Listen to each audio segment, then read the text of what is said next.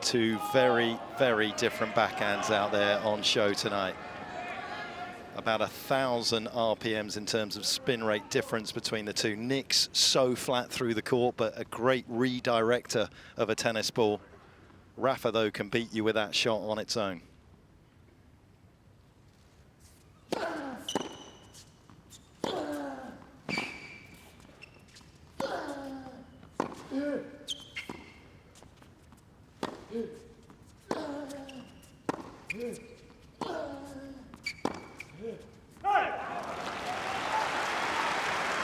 That'll be an interesting matchup to watch as the match continues. Rafa's forehand to Nick's backhand. One of the things that I think has made Nick successful against Rafa is the fact that he's very compact on that side and he can actually step up into Rafa's forehand, which bothers so many people on the backhand side. But Nick has that capability of actually being able to deal with it.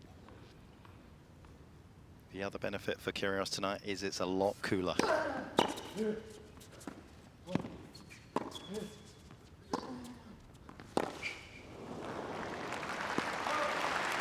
Well, I think as Fitzy said, that's a little bit of a double-edged sword because the coolness is going to be nice for him physically, but I think it's going to play into Rafa's game style a little bit more. Rafa's going to like this cooler condition, slowing things down a little bit. Heavier conditions. 14-15. One thing you got to love about Rafa as well is his understanding of what his opponent's weaknesses are. You look back at their meetings and you see how much more he serves into the forehand of Kyrgios than he does the backhand, which might sound a little counterintuitive to people. But the flatter backhand comes through at a lower height and he's able to step in a little easier on it.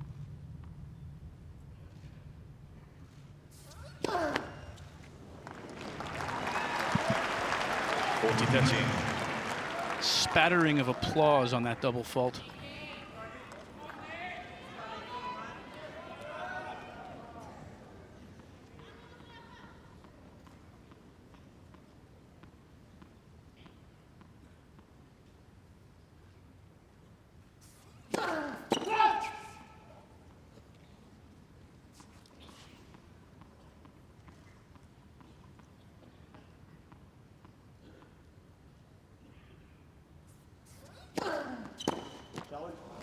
Mr. Kyrgios is challenging the ball on the service line. The ball's good in. Well, I think it's a good case in point here about the backhand return mark. It's more compact. It's got a higher... Here we go. Let's have a look. It seemed to have caught the line, didn't it? No? Okay, double. Juice. Okay, but he's intent on going to the forehand on the second ball as well. And there's more margin of error, I think, on Kyrgios' backhand because return. Because it's a small backswing, increases his margin for error. On the forehand, he's more likely to make an error in Nadal's mind, so he's going there a lot early. Thank you. Please.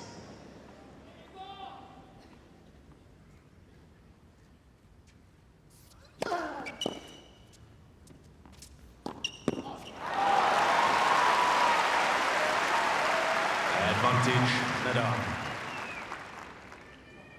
There on the first serve, we see Nick going to the block, the chip forehand return.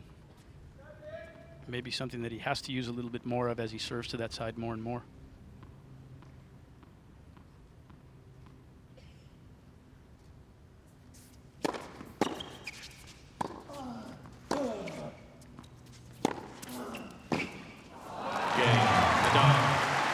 Good test of Nadal's nerve early on and his serve, but he comes through. It seems like he's a little bit up and down with his psychology. If he's ahead, his body seems to feel good. If he gets behind, he thinks of all the little nicks he might have, and maybe the heaviness of legs today.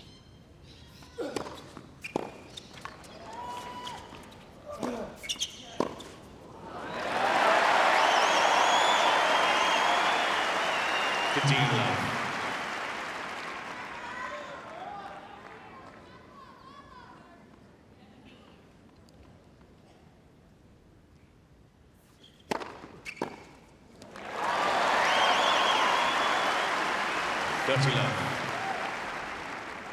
208, strong at the body. Average for the tournament, 209 for Kyrgios.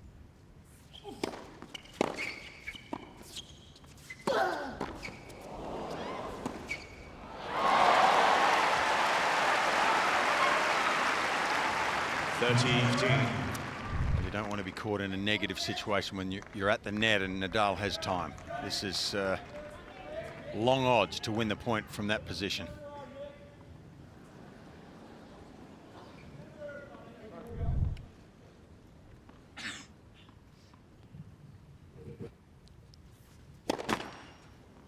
Bots.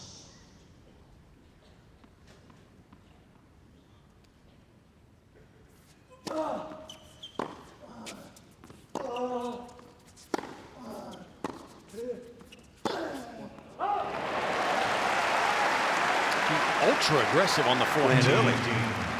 Well, missed there, but that's where Rafa likes to get the ball from. Once he finds that inside-out forehand, he can be devastating from that position. Rafa's wife, Maria. Let's go service.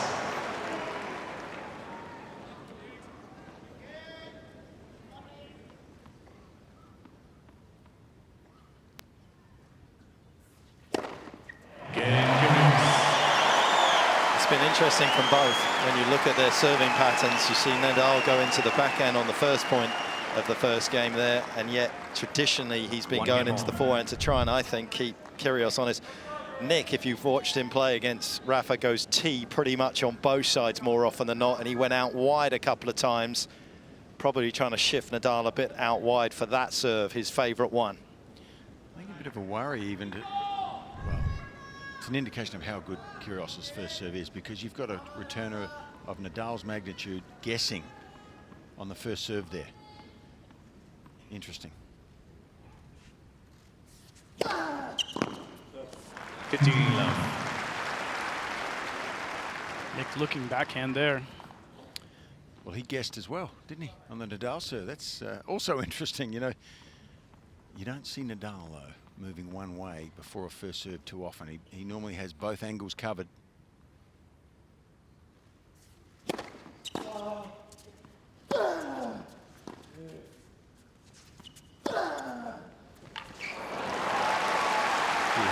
Pumped up is Rafa. When you see his body language, normally it's aggressive, but tonight it just seems even more so. Look at that leg strength and the preparation. He's looking like a cat early.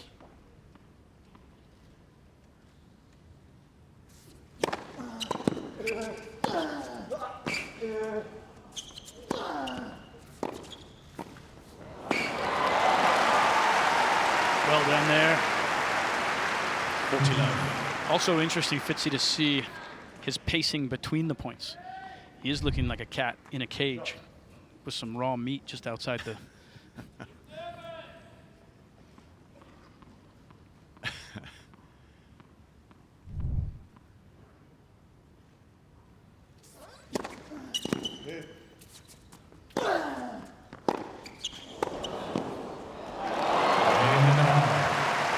Fine forehand from Kyrgios. Nadal, though, just caressing one into the space that had been created.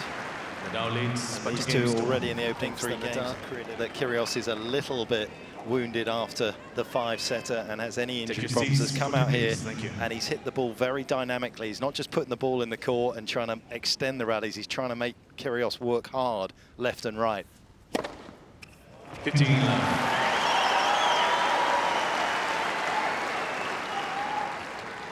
That shot alone can keep Rafa off balance, though, and that's what Nick's hoping for. If he serves well, if he's got a high percentage of first serves and he's serving with that kind of accuracy, it's going to make it tough for him.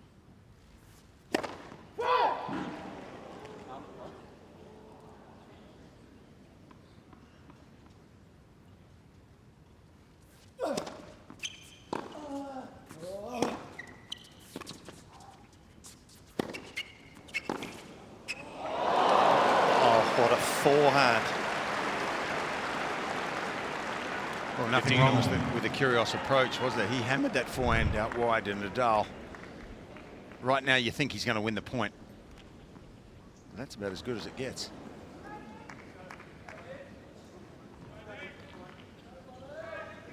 Very clean in his last match against Carreño Busta. Of course, his fellow Spaniard does not bring to the court the same kind of serve that Kyrgios does. 13-15.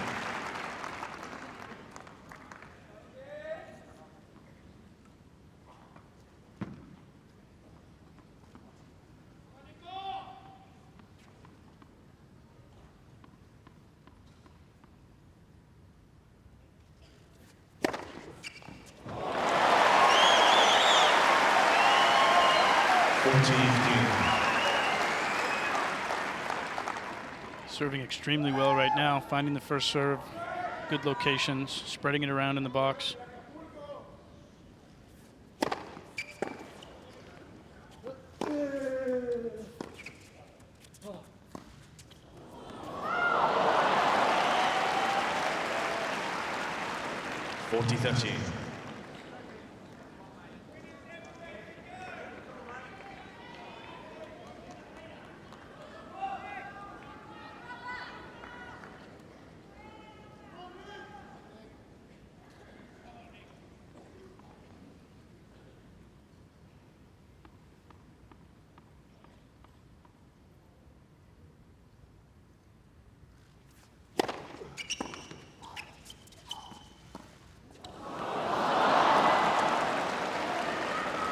A little bit of tin cup right there.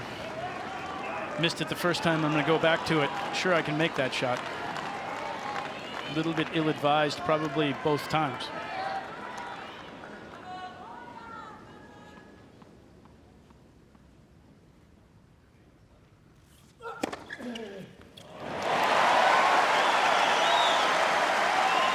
Advantage, Kyrgios.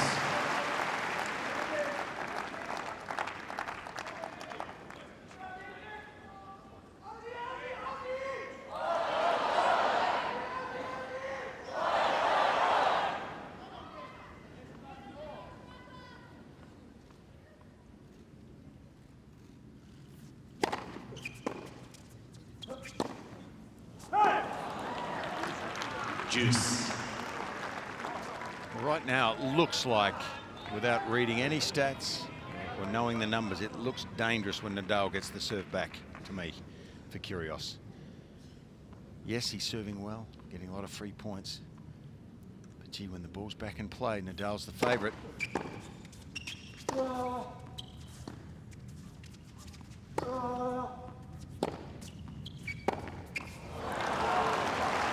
He needs those free points. Advantage, Nadal. And that's going to be one of the subplots we look at. How long can he continue to serve at the level that he's serving at right now, which has gotten him out of trouble. Still early. Rafa's going to get a better feel for the return. Big point here, Brad, isn't it? First break point, Nadal, early in the first.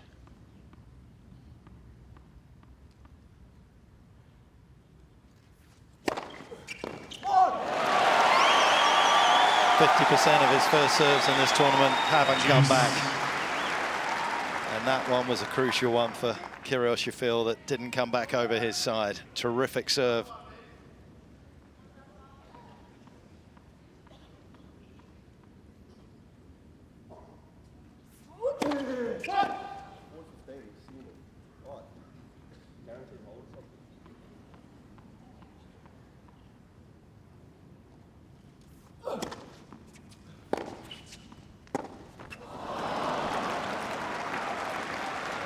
Advantage, Nadal.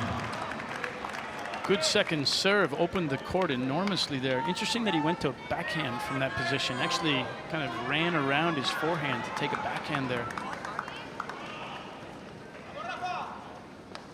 Rafa, another look at a break point.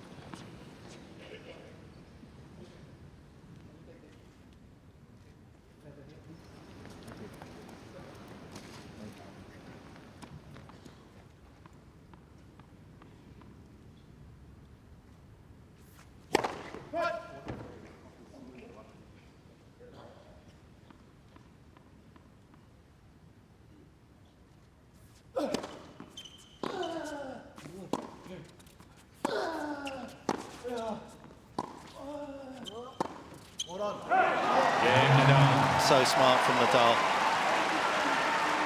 Didn't panic on that forehand, just lofted it high to the two-hander. He knew that Kyrgios couldn't generate enough pace from up there off that two-hander.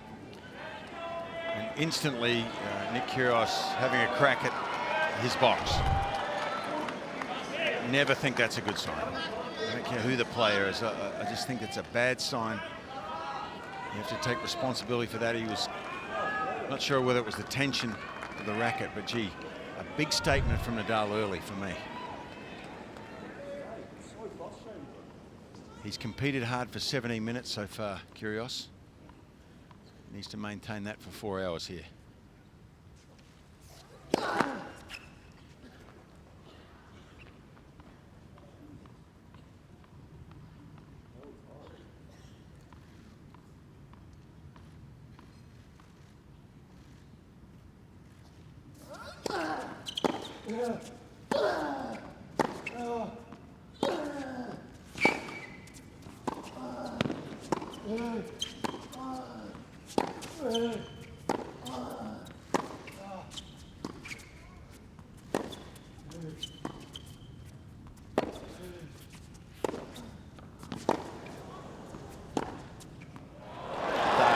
Picture perfect, beautifully constructed point from the Spaniard.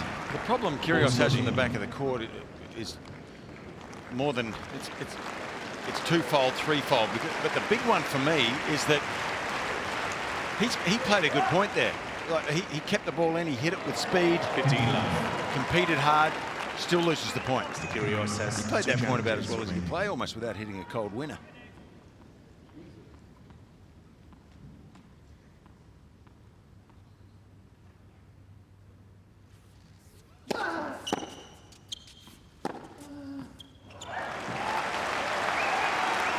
Yeah, and it's the winner off the backhand side says something as well.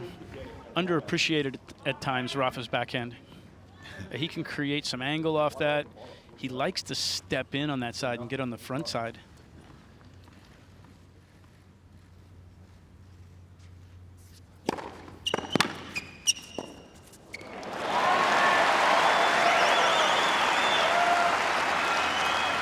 Great turn there from Kyrgios.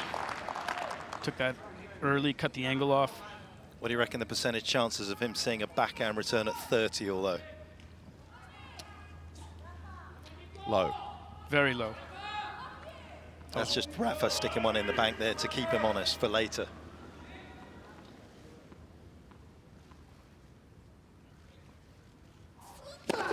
Let's for service.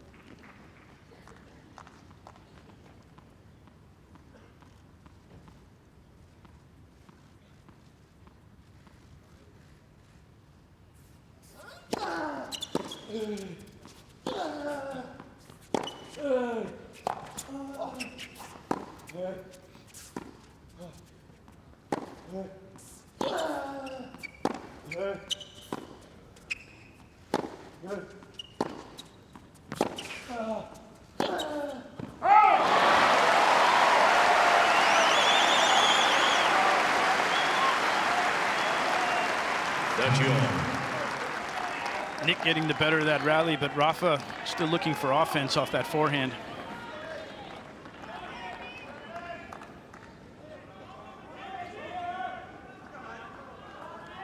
The crowd definitely creates energy for Nick. It's 30-all in this game. It's still a massive advantage for Rafa.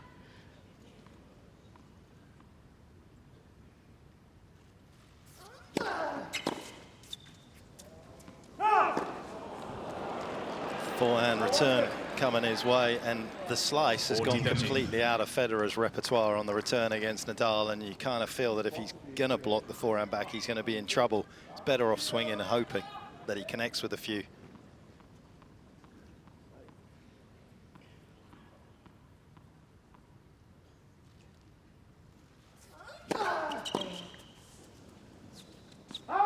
Game Nadal. Another test, another one overcome for Nadal, as he has so many in his career.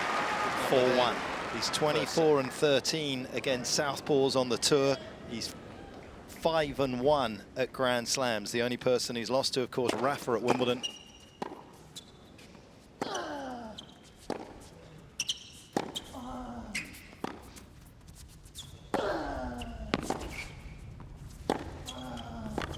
But he's looking a little bit behind the 8-ball early here.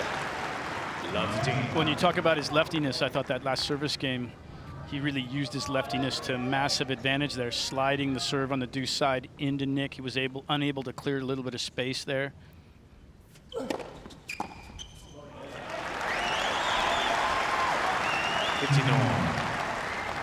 And then again, going to the backhand side on the last point of that game, mixing him up, changing things a little bit, just keeping him off balance.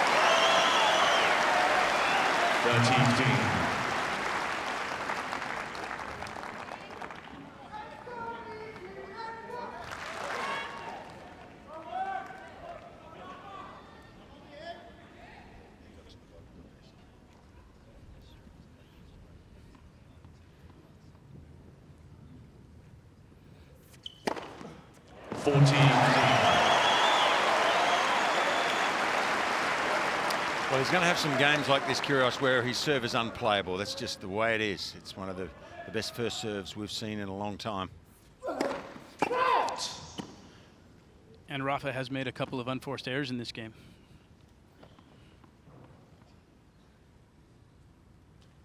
And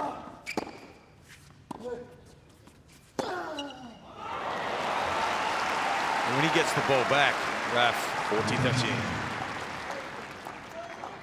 He looks like he's going to win virtually every point from the back of the court, and that can be telling. That means Nick's serve has to be outrageously good.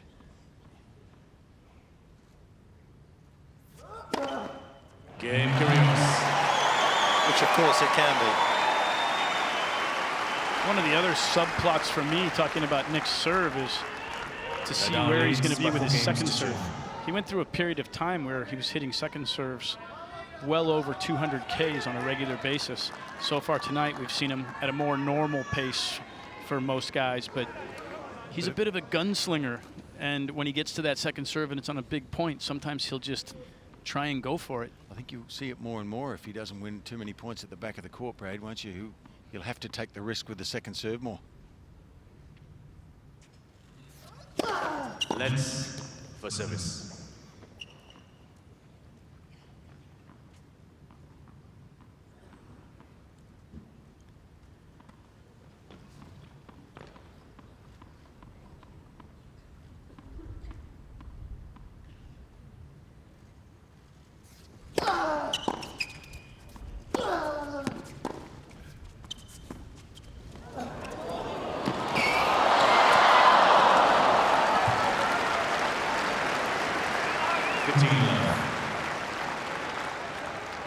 Great disguise there from Rafa. You see this. Nick got a little bit of a late start moving to that ball. Still got there. Definitely testing the legs.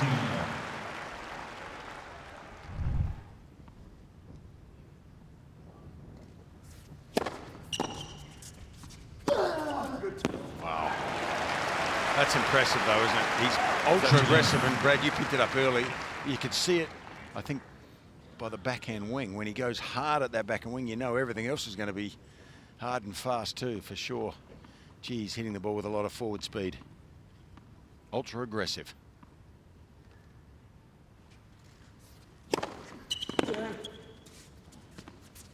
And the serve setting it up, isn't it? When we think of Rafa as 40 love.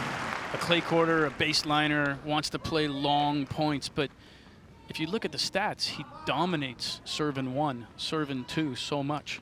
So many of his points in matches are played just like that.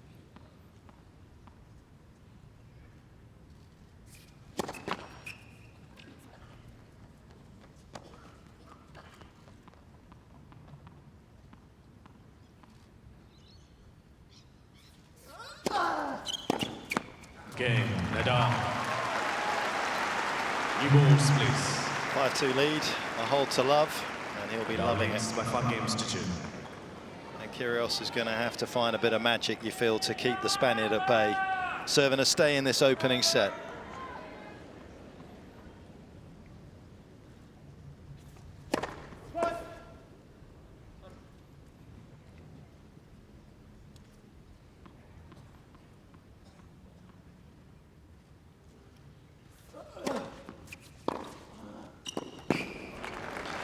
Kyrgios coming in, 53% of his second serve points won tonight. So far, 29. Might need to dwell and think about that for a second. That's significant, isn't it?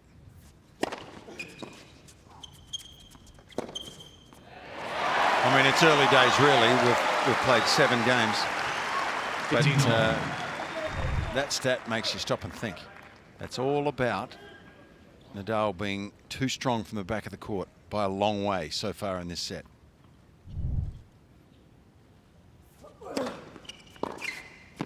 That just doesn't work that often against that. That needs to be a sparing tactic. Or you've got to hit it almost slower to get yourself tighter to net because he can see you coming. Yeah, that distance, you think that you've got an advantage to come forward off of that, but that distance creates an opportunity for him to see that you're coming forward, and it's really easy from that position for him to dip the ball in front of you.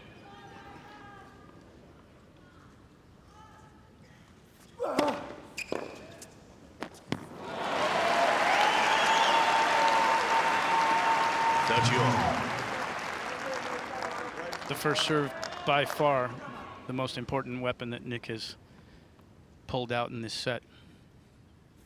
But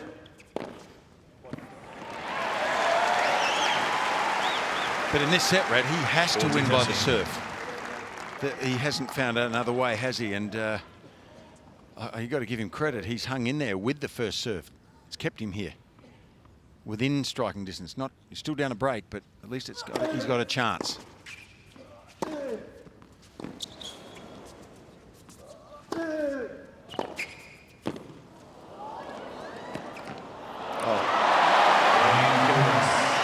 He won't believe he's missed that.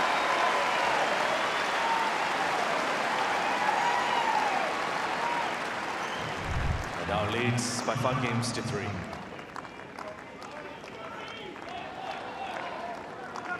And he wasn't even giving him the head fake, was he? He just missed it. It didn't need to be that good at all. I love Rafa's reaction there, not so much his facial expression as we see here, but the fact that he just immediately turns his back to business. First couple of points here are important.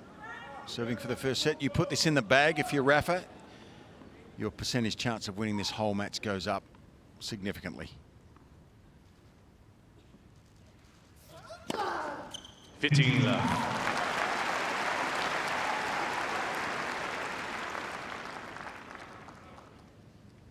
Showing his capabilities flatter that time than most of the other serves that had gone to the forehand.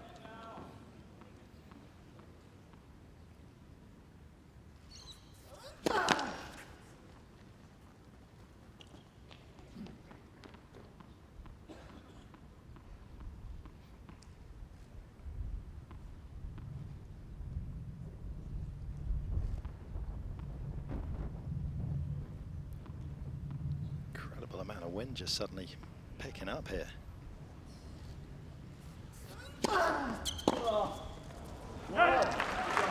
Bearing the serve well, isn't he? Into the body there is hurting Kyrgios. Both in the foot, the right hip and also the left hip on the backhand side of Kyrgios as well. Jamming him.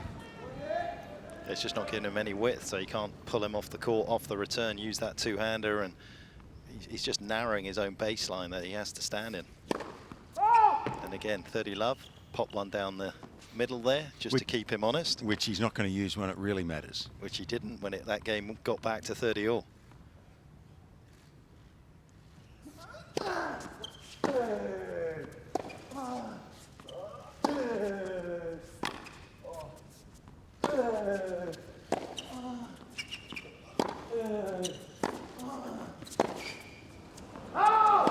Nick making an adjustment on the return. He's trying to think his way through some of these points, but he has a big problem here tonight. Rafa has a safe zone into that backhand. He gives him no pace rather than pace, and Nick just can't hurt him. And if he takes it back cross court, he's in all sorts of trouble. Efficient opening set here from the world #1. 3 set points.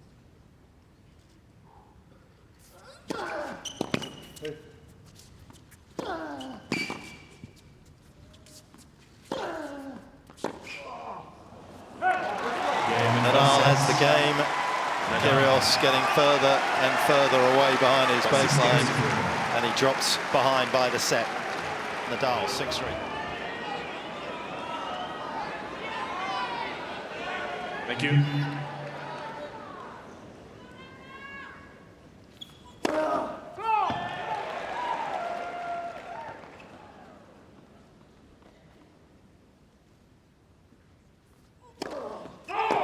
Love team. Taking the extra risk on the second serve, we've talked about it. The harder he finds it to win from the back of the court, the more that should logically happen. 15 all. Thanks, Dad.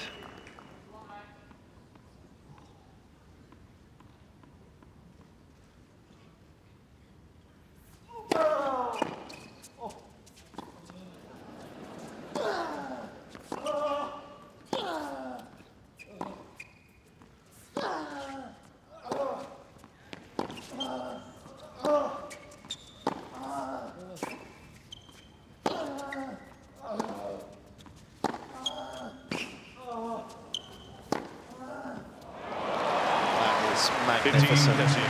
You can only have utter admiration for Nadal when he steps onto a tennis court. Nick able to control this point early on, was playing offense in the first 3 or 4 shots, but Rafa, as he often does, changing the complexion of that point.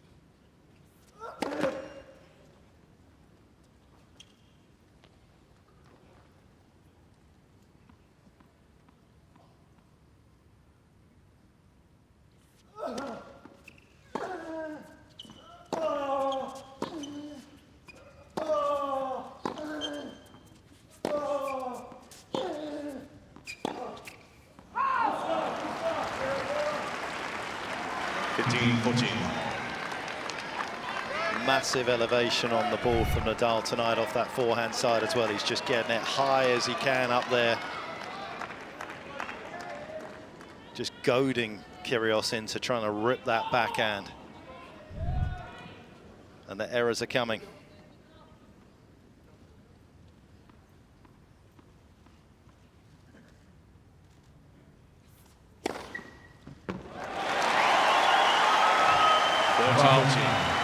Don't underestimate how big that point was, and this one is.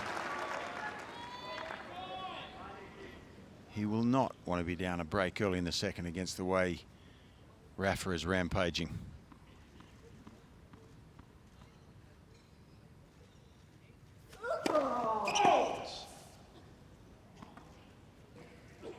He's missed 3 serves down the tee on the ad side.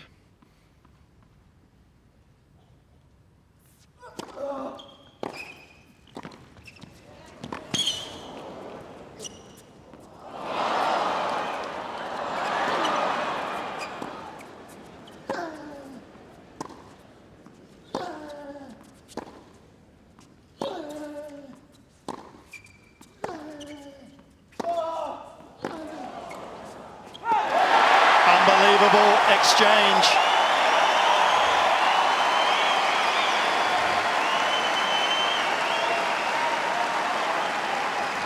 Well, juice. let's forget about the one between the legs here, because this is taking a big risk from Kyrgios. Right now he looks like he's not the favourite to win the point, but for the first time for me, Rafa didn't stay on the front foot and go really aggressively. He played a tiny bit passively, and finally Kyrgios was the one that used his forehand.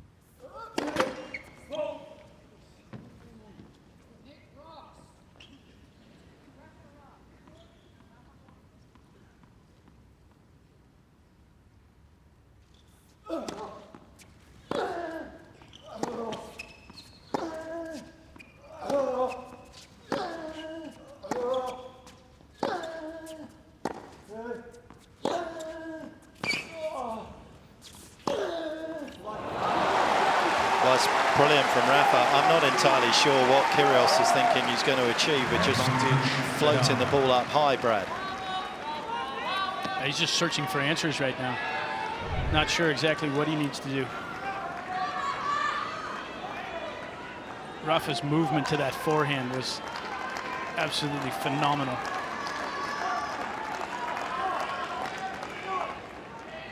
Is he telling them to stand up in the box? What is it? Because they were jumping up.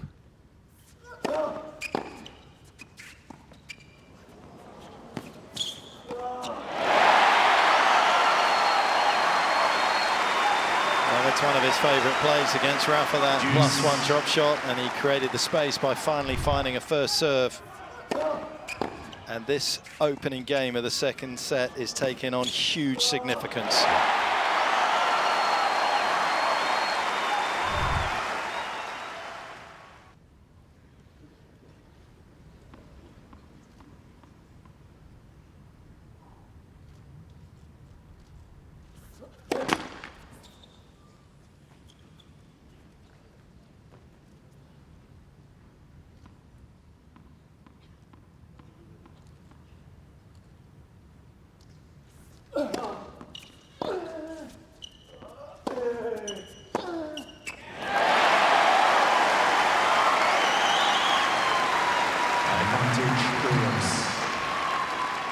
Nick will be happy with that freebie there.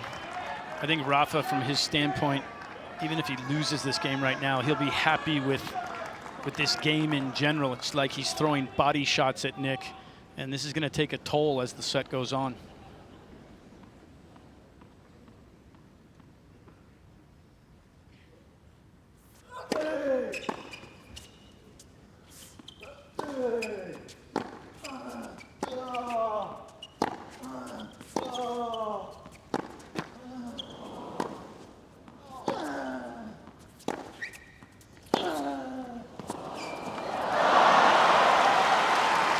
His appetite for the fight is just all-consuming. Voracious, isn't it? It is. You know, to Kyrgios' credit here, he's fighting hard from the back of the court and winning half the points in this game from the back. How long can he do that for? He has to serve at that 75-odd%, you'd think.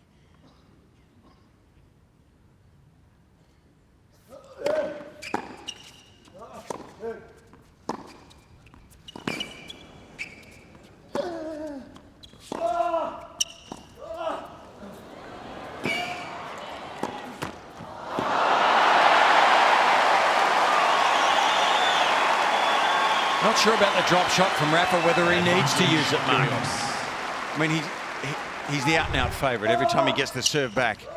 As well as Kyrgios is playing from the back of the court here, I'm not sure why you complicate things. Maybe he thought he was just so deep and he wanted to mix it up. But it seems the percentages are so much with him if he just plays a regular backcourt point.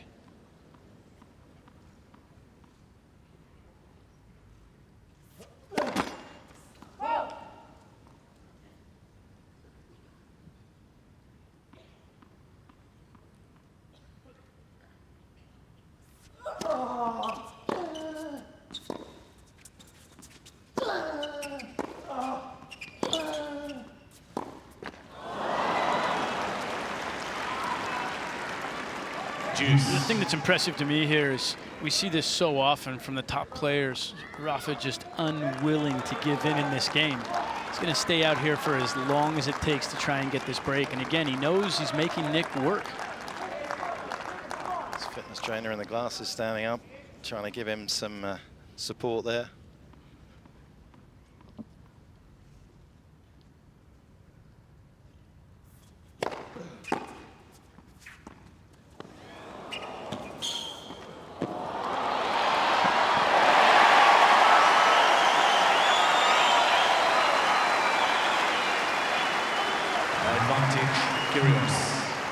That was an extremely well executed drop shot that time. Rafa's still getting there, but this one put him in a tough position.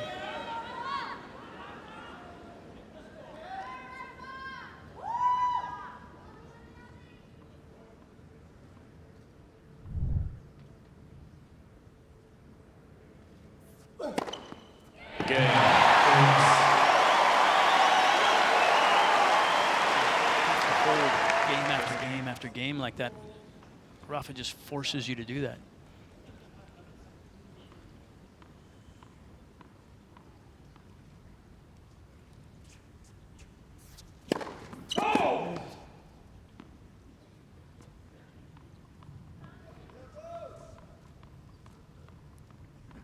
Kyrgios going to try and come in here. He looks like he's crowding the baseline a little bit.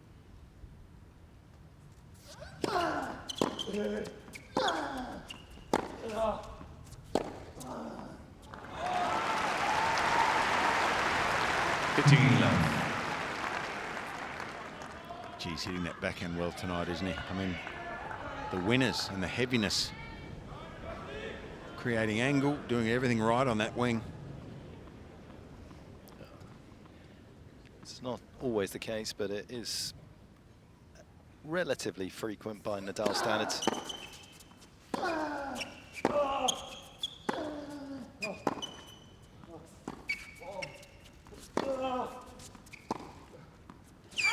Correction. He'll be just like that. That his backhand actually can be quicker than his forehand out here if he needs it to be. Whereabouts? Further up. No, further up, further up. This way. Yeah. No, further up, this way, this way. I'll just show him anyway. Mr. Kyrgios is challenging the ball right near sideline. The ball scored in. Well, he's desperate for points against the serve.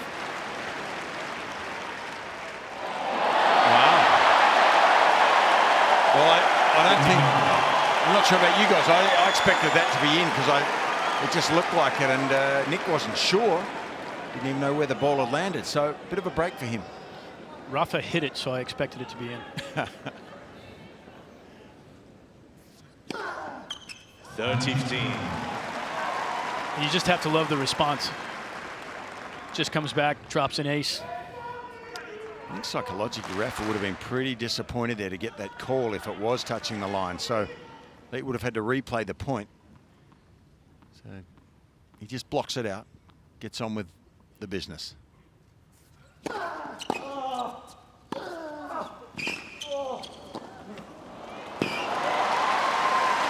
talk a lot about trying to find Nadal's backhand off the serve. You feel as though you're going to get a little bit more chance because when he has the forehand in play, not only is it a bit quicker than his backhand, but he spreads the play. You watch his tennis and you'll see him spread the play with his forehand. Open space back behind the opponent. His backhand, 85% of the time he'll go cross court with his +1 shot.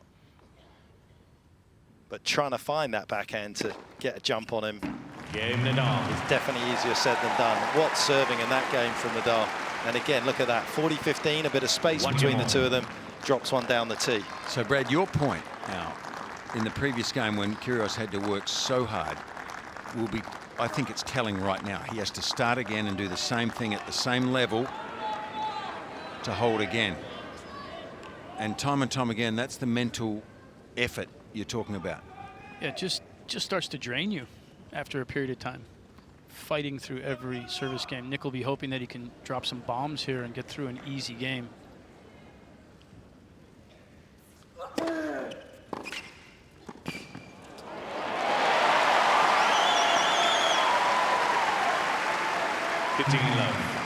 It's a good change up off the first serve. I like that play off the first serve. I don't like it much off the second serve.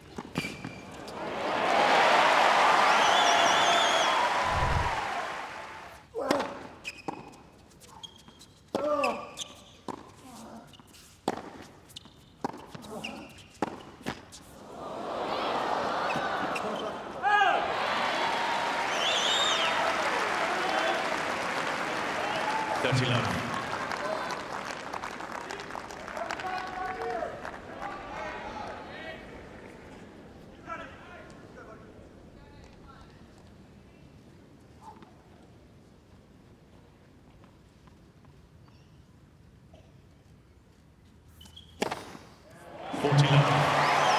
So this is just what the doctor ordered for Nick.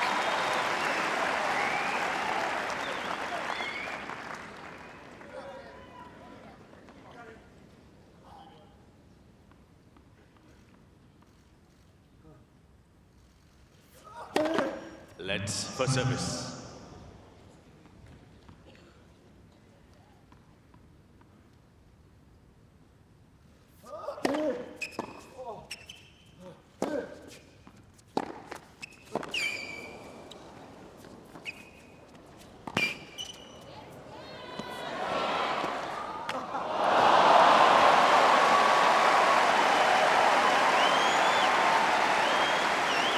Calm as you like from Nadal. Not often I see a fellow commentator start applauding in the box, Mark. You were way better than me. I appreciate that shot. It was a great shot.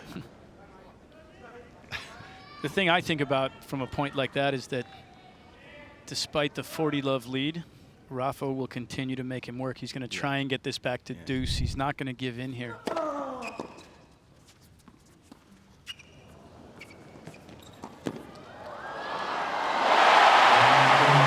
He's got away with that a number of times, that +1 drop shot. We were looking for it. He's introduced it more in this second set and had considerable success. Kyrgios 2-1.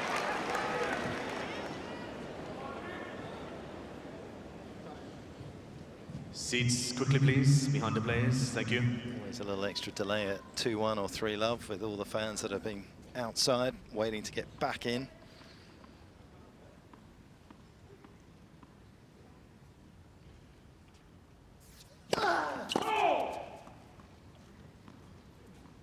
The Barty bunker. What are we going to? We're going to have to find something for it.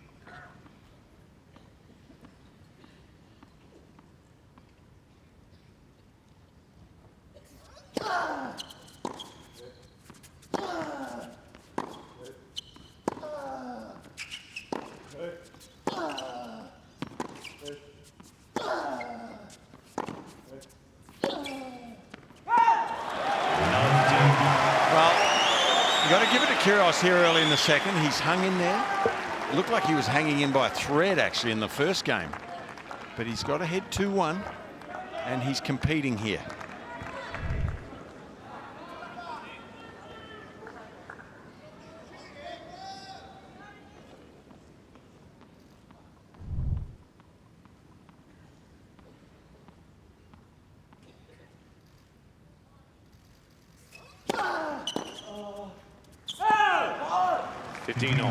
Rafa really pushing the time clock there. Tossed the ball up with 1 second left on the time clock.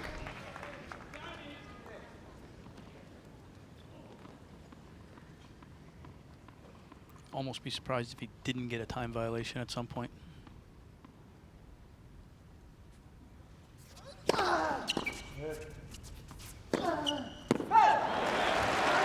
Okay, the first inch of daylight for Nick Kyrgios now. 15, 13. We haven't seen Rafa miss an easy one like that.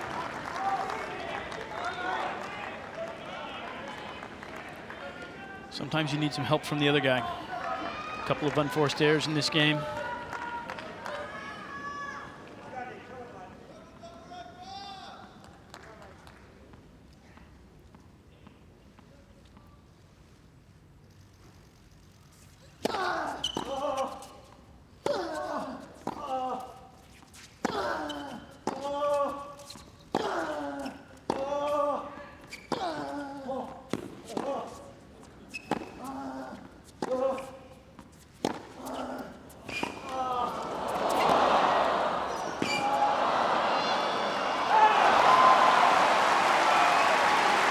But you've got to admit, Nick Kyrgios played a pretty amazing point there. He kept the ball in. He hasn't made any errors here this game.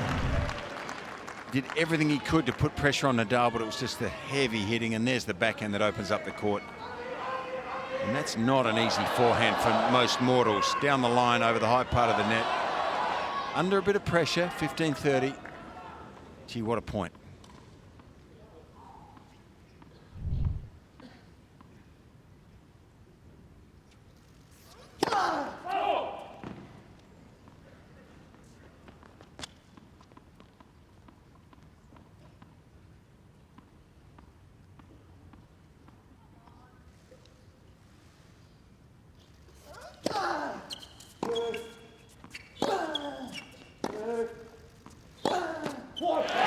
Somebody just before Nadal hit that serve said, "Come on," from the crowd.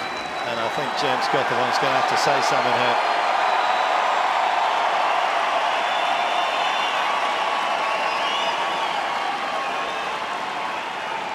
And Nick wisely using the crowd to his advantage.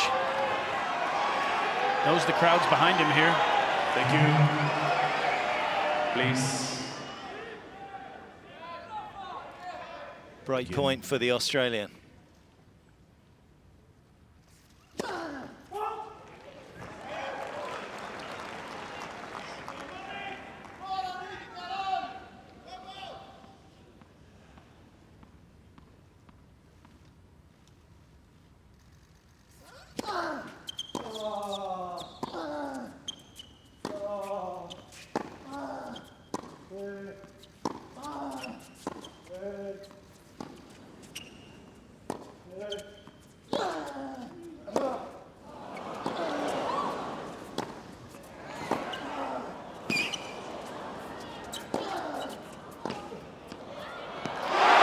He's made it. On the right baseline. And the Australian fans erupt in celebration. What a breakthrough for Kyrgios.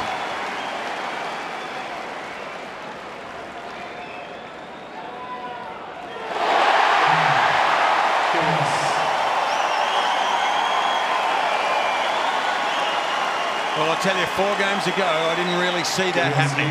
He's competed well, hasn't he, to really make a mini turnaround here, and a significant one. Oh, he really dug deep. This game's Rafa gave him a couple of free points during this game, which opened the door. But the points that they did contest, Nick just refused to make an error.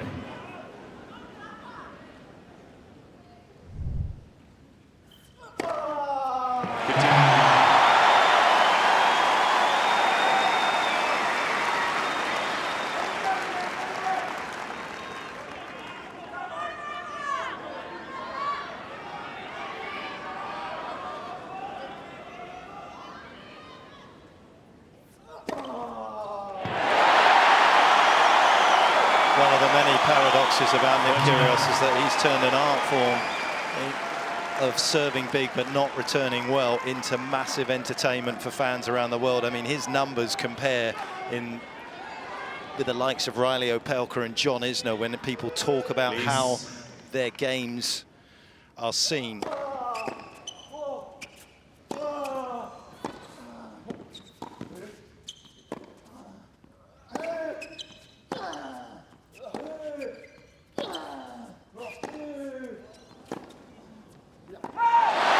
He wins just 13% of his return games, and he's right down there with the likes of Isner and Opelka. But where he is different is when he has a break point, he's exactly the same in terms of converting as Nadal. Isner and Opelka are way down the chart. They're at like 28%. Kyrgios turns it on. It's kind of part of his charm, and trying to out-bluff him there with the underarm serve as well. Yep.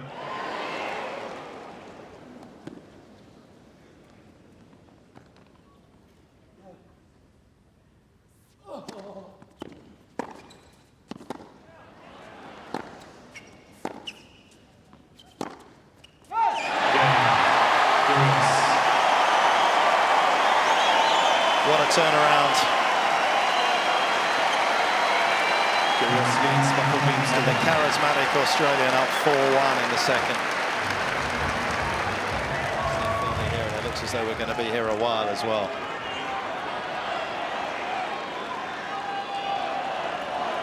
The Australian has infused this crowd with belief. Where does Rafa go from here, Brad? Well, the game that he got broken in, he made a couple of unforced errors. That short forehand was really devastating. That got him to 15-30 in that game. Just got to cut down on those.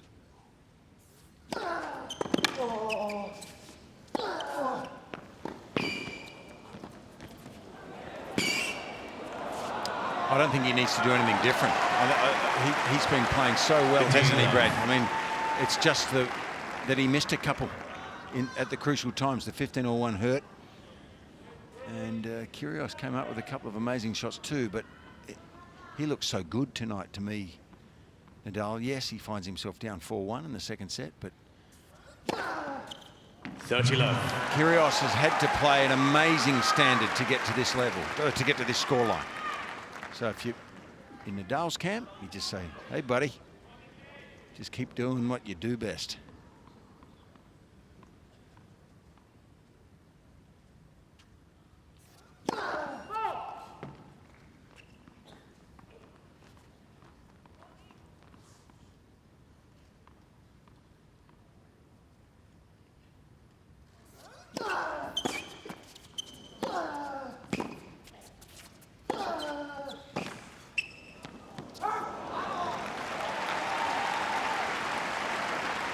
Love.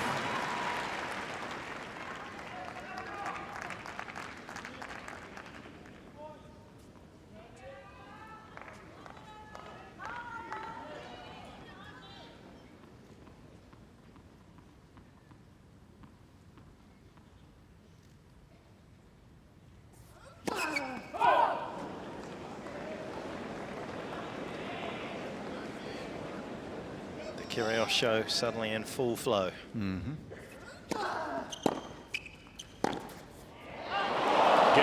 What a recovery forehand that was from Nadal, and you can see why he stayed away from the two-hander. The angle that Kyrgios can create, but Nadal quick enough to catch up to it. Kyrgios leads by 4 games to 2. When Kyrgios gets down on his opponent's serve, he does what he did there at 40 love or something similar. He gives away games very quickly sometimes. He's not prepared to come back from 40 love too often unless he wins the points with a couple of screaming winners. So, unlike Nadal, who will fight and scrap and make you work until you finalize that service game.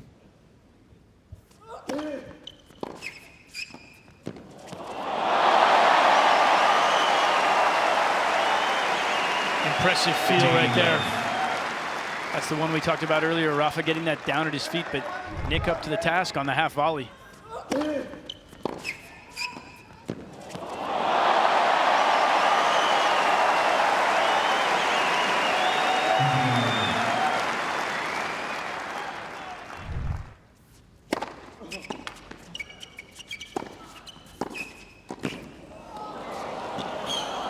This incredible feel. He's lifted his game. Playing some amazing tennis right now. Definitely feeding off the energy. You can feel the buzz.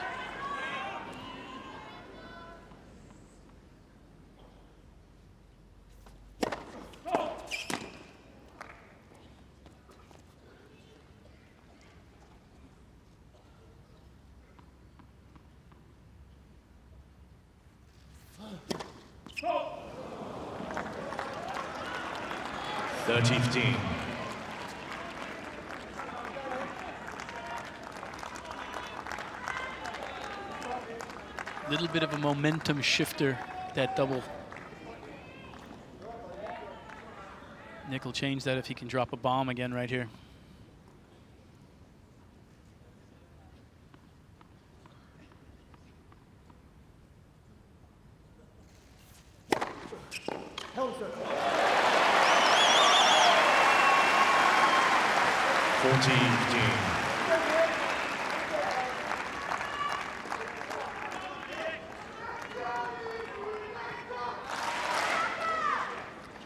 There's been an abundance of riches on display tonight by both players.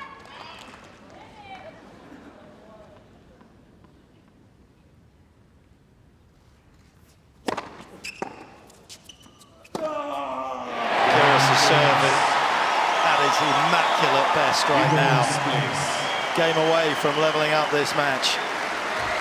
Kyrgios leads by 5 games to 2. So certainly up there. And when he gets up a break, the whole complexion of a set changes.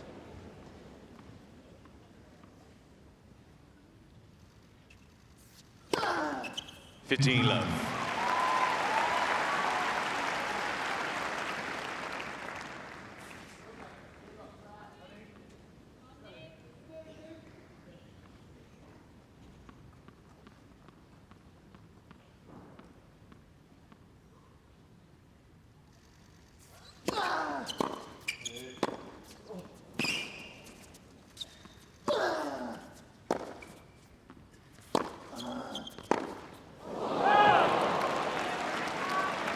So don't be surprised to see him drop these next 2 points quickly. Love. That's a tendency for Kyrgios. I don't always agree with it, but he'll be focusing on that first point on his service game, possibly.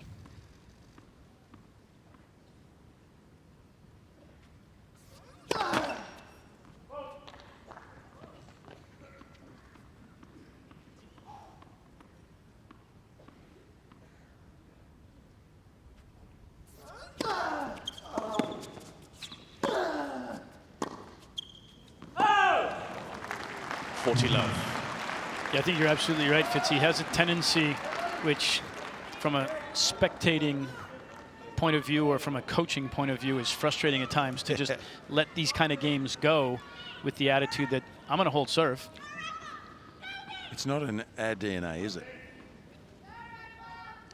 Something Rafa definitely can't comprehend.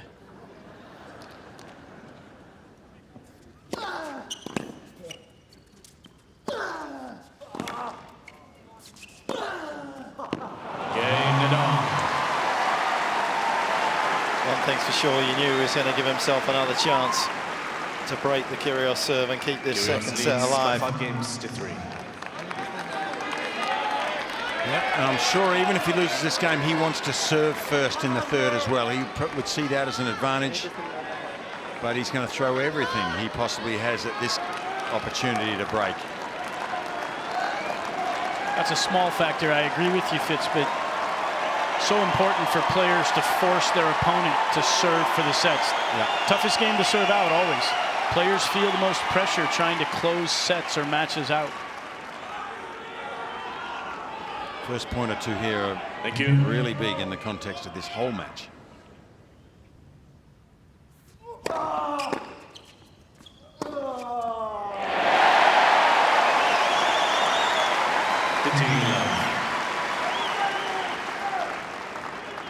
What a stroke, falling away a little bit off the back foot here.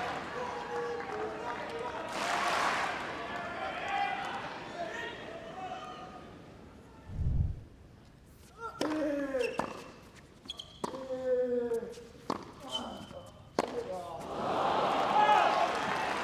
going to have to earn it. 15 all.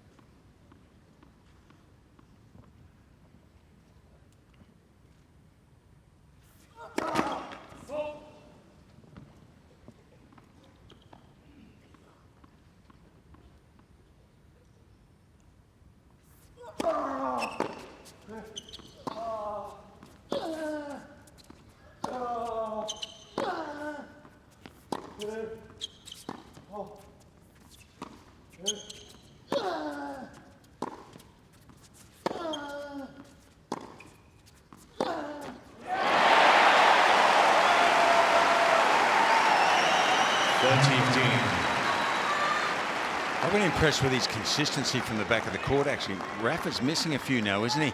In a longer rally. Yeah, that stat's definitely changed to some degree, and especially given the scoreline there. Bit of a surprising error from Rafa. He's been going to that slice down the line a lot. They're choosing to come over.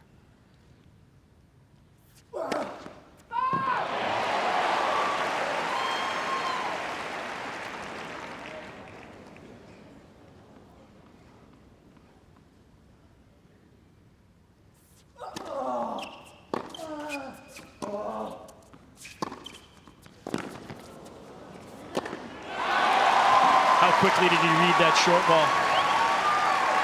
30-all. Yeah, he is like a big cat here. Just as soon as he gets a short ball, straight in he goes. Saw it early, and his movement to that ball was really good.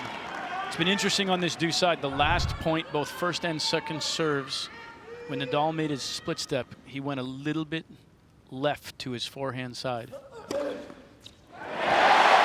And again there, looking for the tee. Credit to Nick there, he's changed up his strategy as well, because that is his tendency to go big down the tee on those points.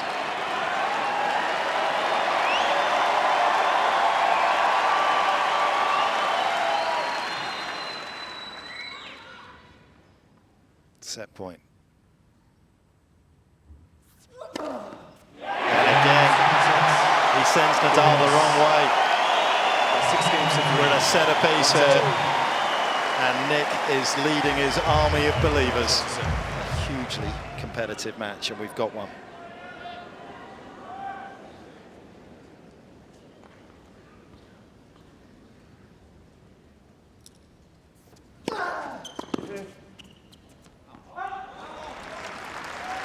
And I think the questions that we asked early on about Nick's recovery from that long 5-setter, he's given us an answer.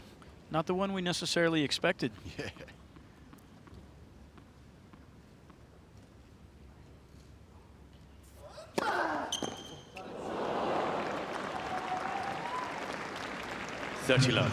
Rafa going hard body with the lefty slice. That ball just breaks into your forehand. Nick completely caught off guard there.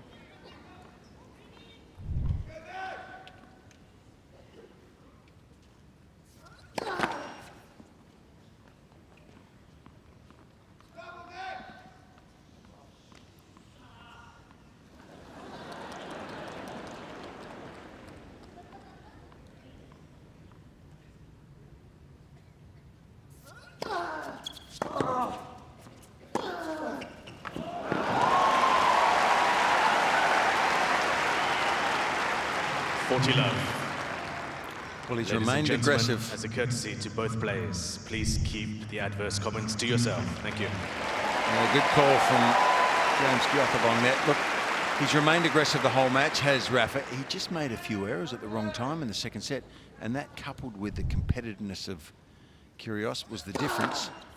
But no need to change that strategy, and he certainly hasn't in the first 2 points here.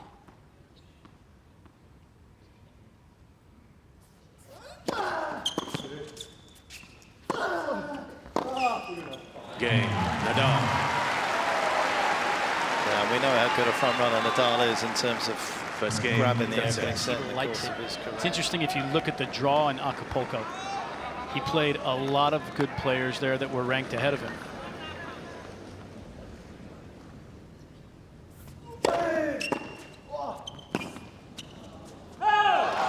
Where he sometimes struggles is when he plays the guys that he actually doesn't respect as much. Drops a first set against them and just loses interest almost.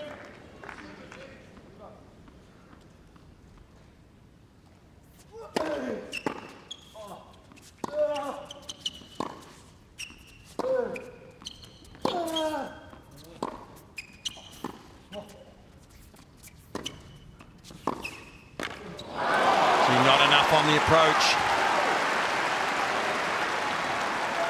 Love 13. Not enough, and Rafa read it. Watch Rafa's movement here. He knew where he was going. He read where he was going. Was there early to make the pass. Carlos Moya doesn't often do that too often, a settle with Rafa playing out there, having won the opening set. He's just a little uncomfortable.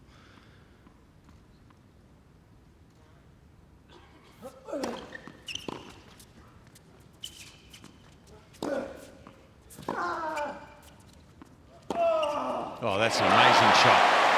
Gee, he's in form though, isn't he? He's hitting some incredible shots here, Nick. 15-13. In the first set, when Rafa got the ball back into play, he was winning almost all of them. But now the shot making is coming to the fore a little bit as the match is worn on.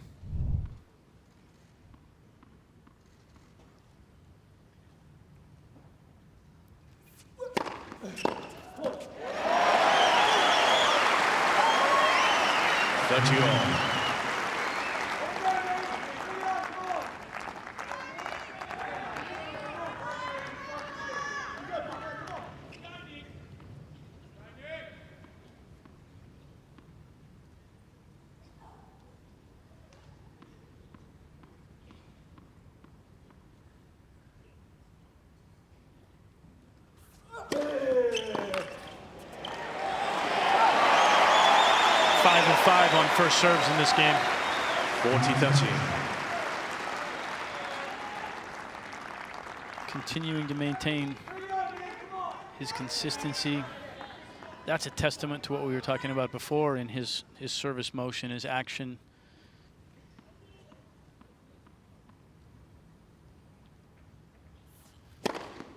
Game, Kyrgios. Wow.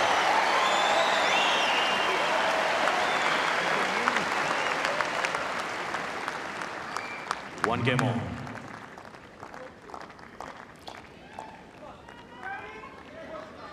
Well, the big three may be better tennis players simply than the rest of the next gen coming through, as Alexander Zverev said coming into this year's Australian Open.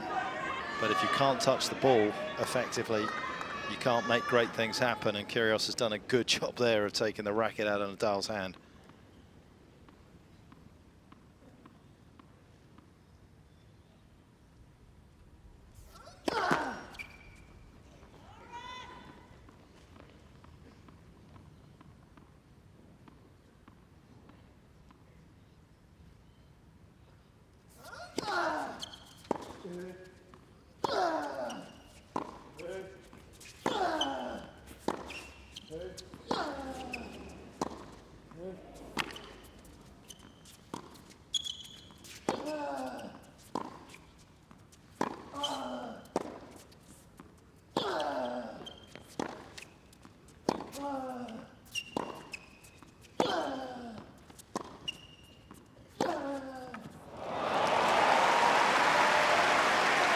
Great court positioning from Nadal to take advantage of that last shot, because Kyrgios undoubtedly trying to softball him consistently here. Great finish there from Rafa, but impressed again with Nick. 21 shots in that rally. Focus, concentration, unwilling to give away a point right there.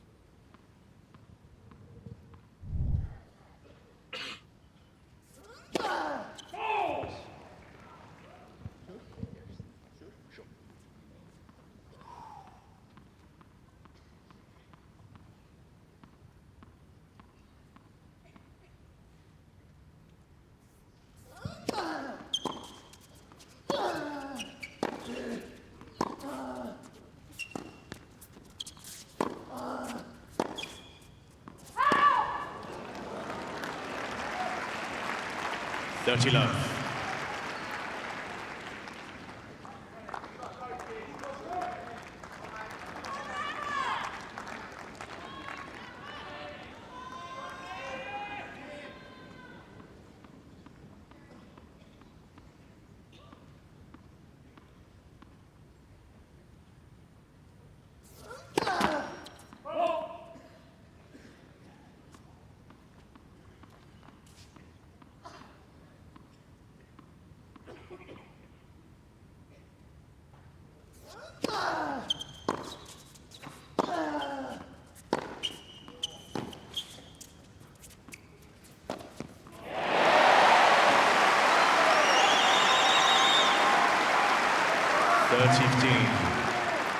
Well done by Kyrgios.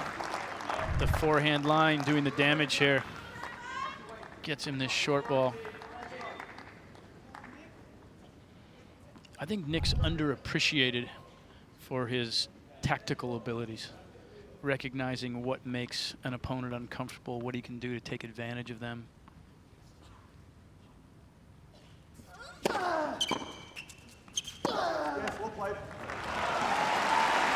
Yeah, he comes up with the unexpected, doesn't he? And 14. changes the complex of the competitive nature of the game. I think there's these little things he throws in that it can have an effect on the opposition. Game. Good game there, though. Rafa's still focused.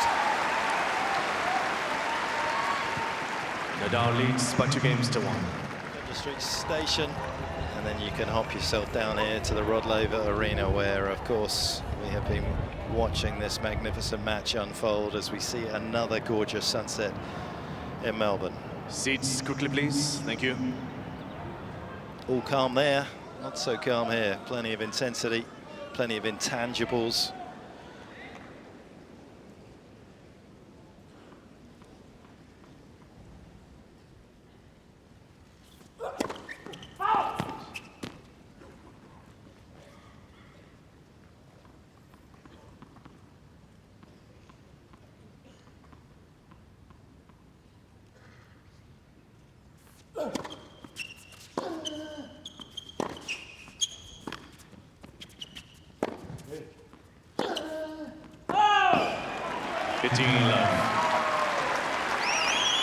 Well, Rafa won't be happy with that miss, will he?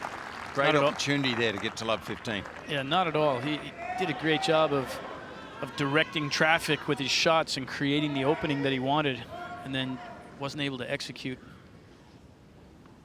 That'll be a bad error in his mind.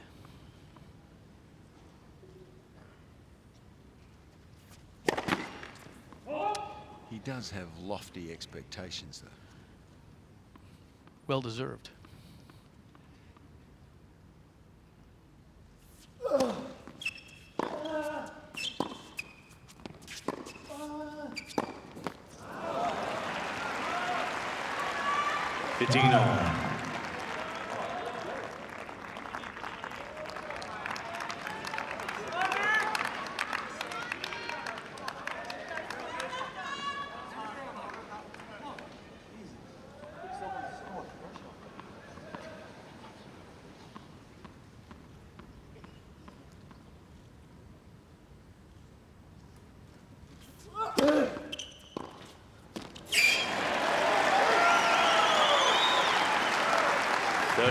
Again, I like that play a lot on the deuce side off the first serve.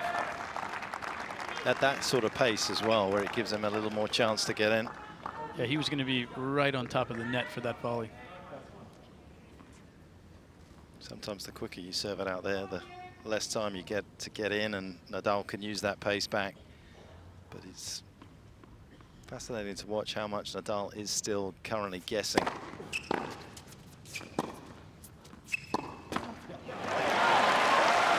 And missing. Yep.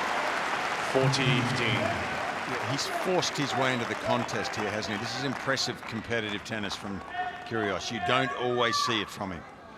But this is, for me, a significant last 45 minutes. He's in this match now. He's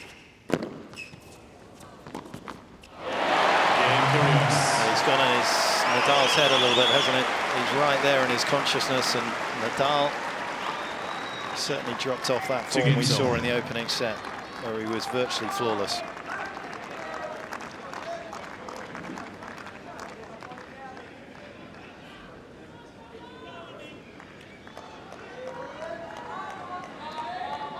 Nick with the constant chatter to himself. From a psychological standpoint, the only time you're worried about that is if he starts answering himself.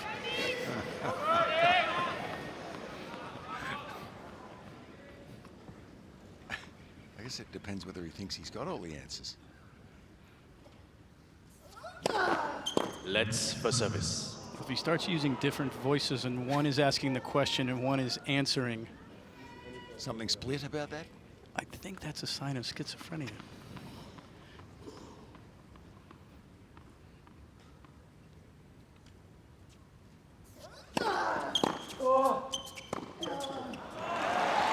Great play there from Rafa. I think all tennis players are slightly schizophrenic.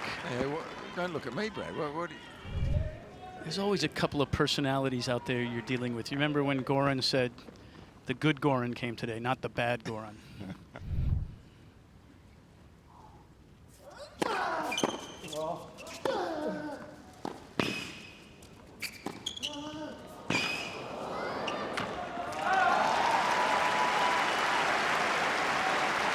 There's always seemingly an exception to the rule, though, as we've seen Nick's brother. Rafa, he doesn't seem to have that kind of split personality. It's just one way. And there has certainly been success in that simplicity. 40 love. I think Rafa, like the best, just doesn't show his opponents anything. Or you could look at it the other way and say that he shows them a lot, and it's always that he's there for the fight.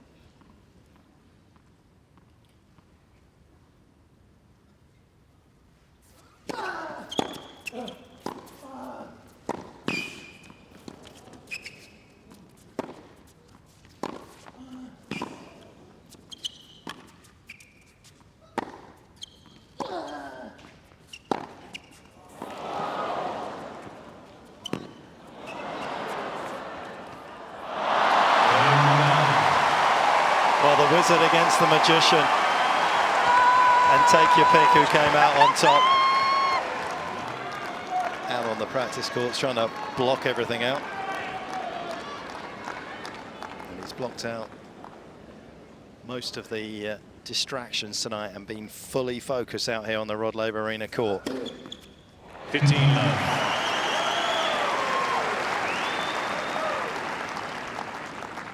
Well, in this set, he's serving at 83%. Can you believe that? That's what we said, something up there, north of 75. That's what he's served for the match. Let's set even higher, and it's probably why he's in the match.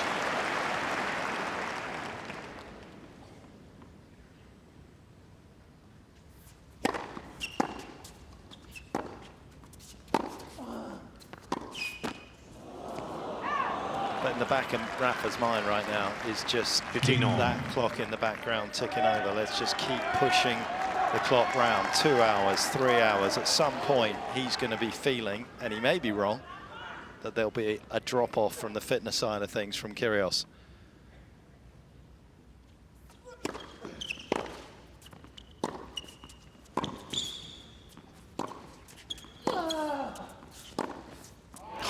That's amazing. He's hit that out of his right pocket. 30-15. How does he generate the pace from there? Yeah, this is up with Kyrgios' best tennis tonight, isn't it?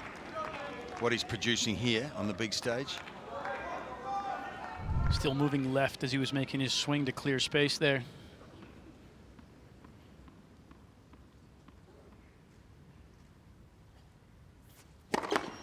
Let's for service.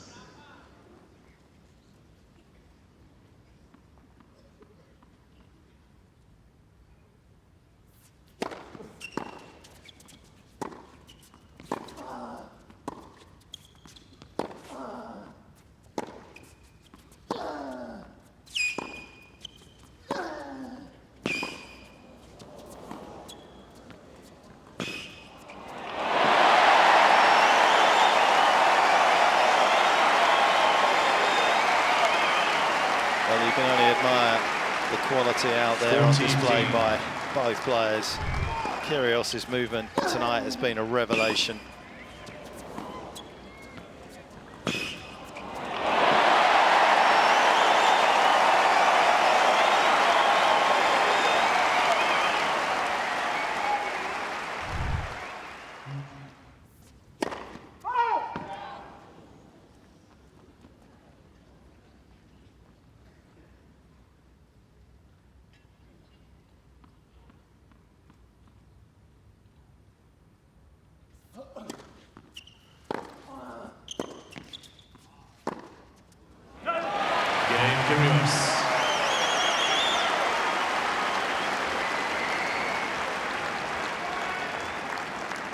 Well, he's mentally in this now. He was shaky early in the first set, but now his body language tells us all he's starting to feel like he can win this.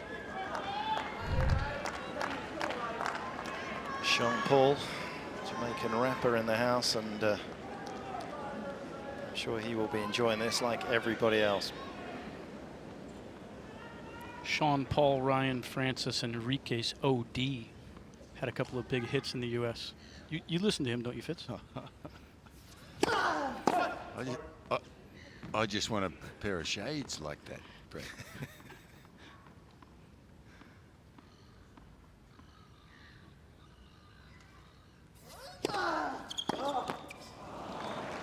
It's amazing what you can find on Google. 15 love.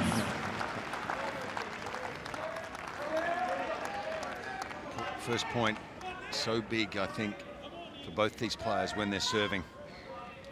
You get behind and your heart rate really goes up. Set all, 3-all. Anybody's match right now.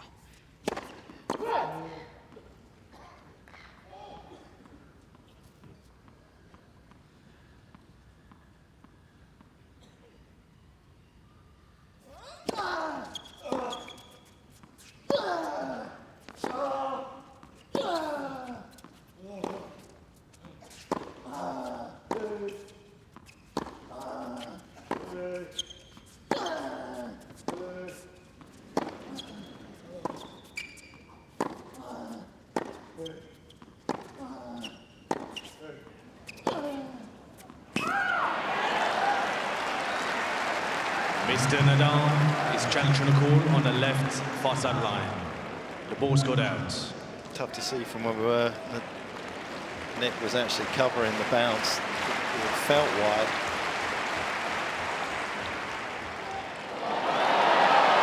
Certainly worth the challenge. I just wonder whether Nadal was challenging to buy a little extra time.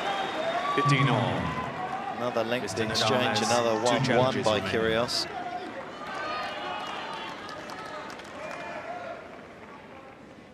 He won the majority of long rallies in the second set. 7-4 against Nadal. Somewhat surprising.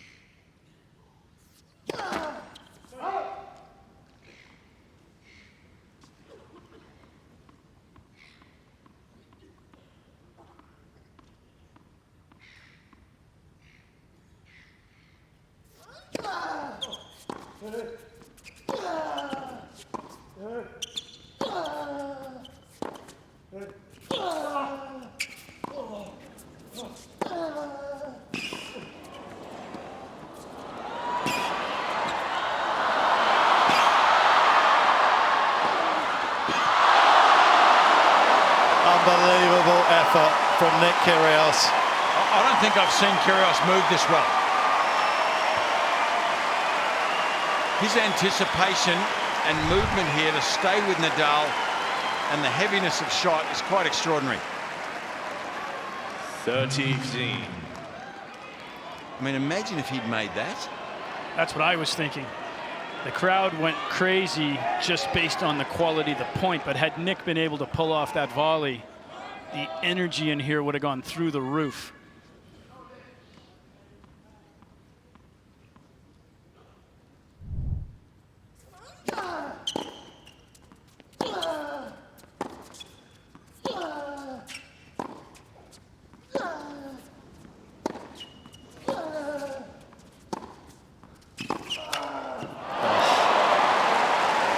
Kyrgios is making Nadal go to another level here.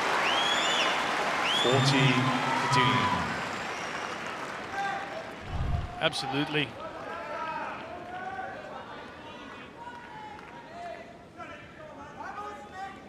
Great pass.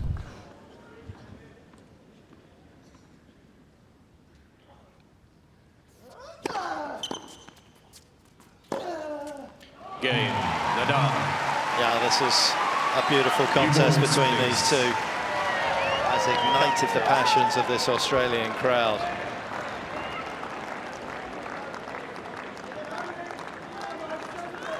This is why you buy a ticket for Grand Slam tennis.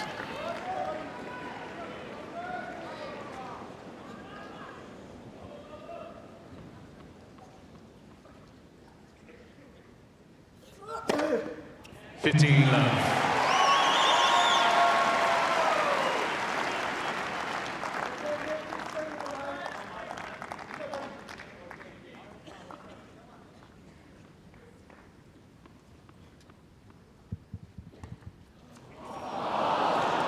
went for it. We weren't going to go through the whole evening without seeing it once. I'm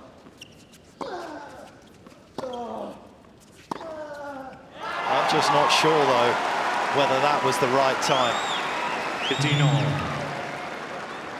Well, those are the questions that Kyrgios creates for everyone.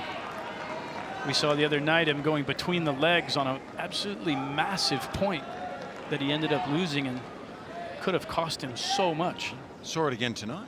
Yeah.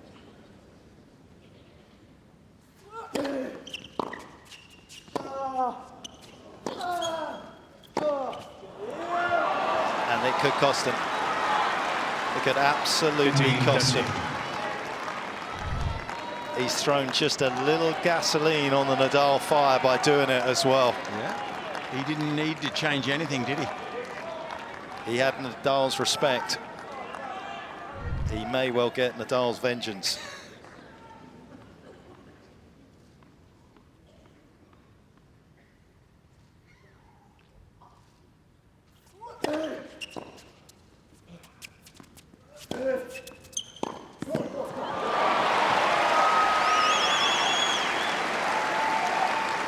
Rafa wishes he had another look at that. He read it. He knew where Nick was going. Obviously not an easy shot from there, but I think he believes he should have made it. there was a lot of court to hit into there.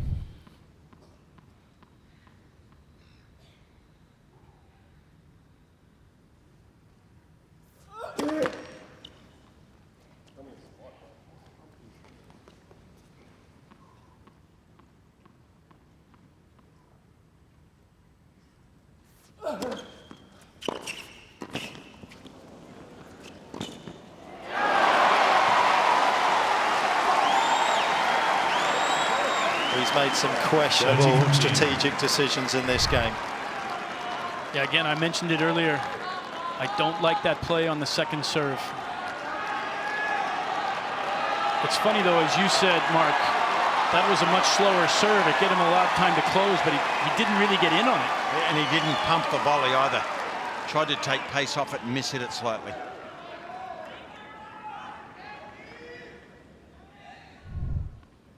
Patience is an action, and Nadal's been patient, waiting for his chance.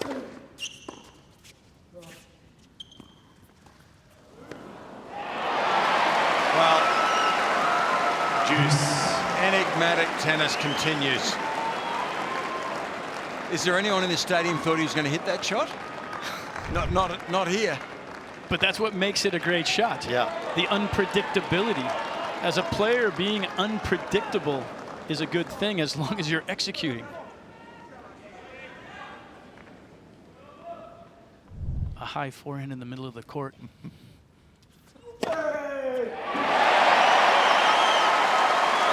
Advantage, Kyrgios. As complicated as he's made this game, he uncomplicates things with a 218 down the tee on the line. Nobody has a response to that.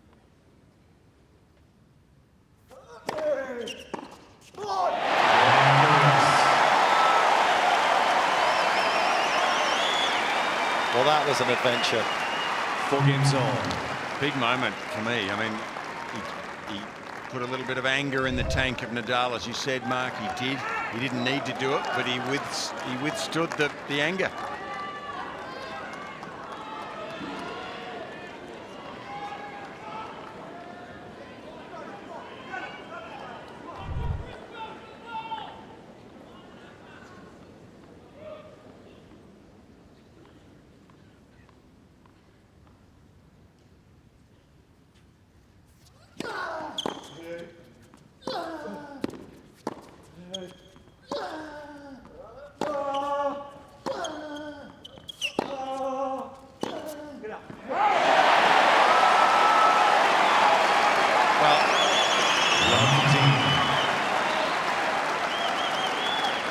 Petch, you said that you still felt Nadal is the favourite. Is it turning? I feel it. Yeah. I think you feel it, Fitz. I do. Petch isn't a believer yet.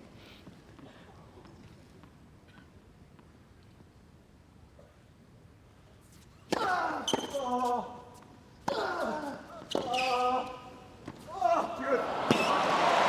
clutch volley. He had to make that. 15-all. The thing for me with Kyrgios is that despite the fact that he hasn't been to a final or won a Grand Slam, is that you just sense that he's capable of closing these kind of matches out. He's not going to be afraid if he gets an opportunity.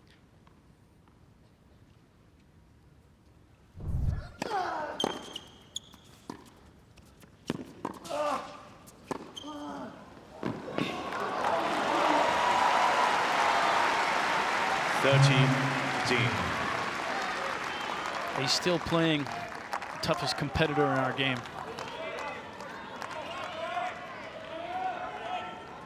Yeah, there's a long way to go to beat Rafael Nadal, isn't there, from here?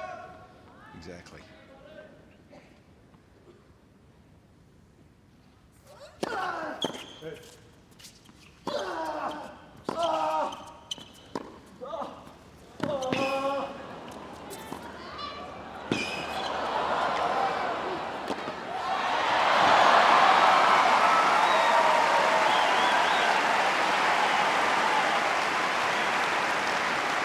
Sometimes I think Kyrgios doesn't give the crowd their money's worth enough.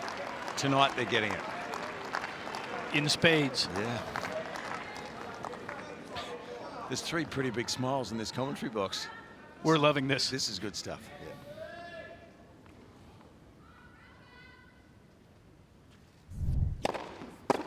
He's made that. 40-13.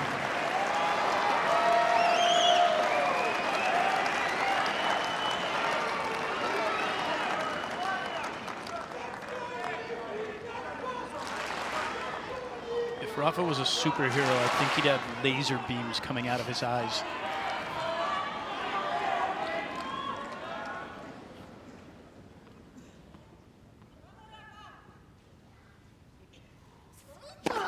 Let's for service.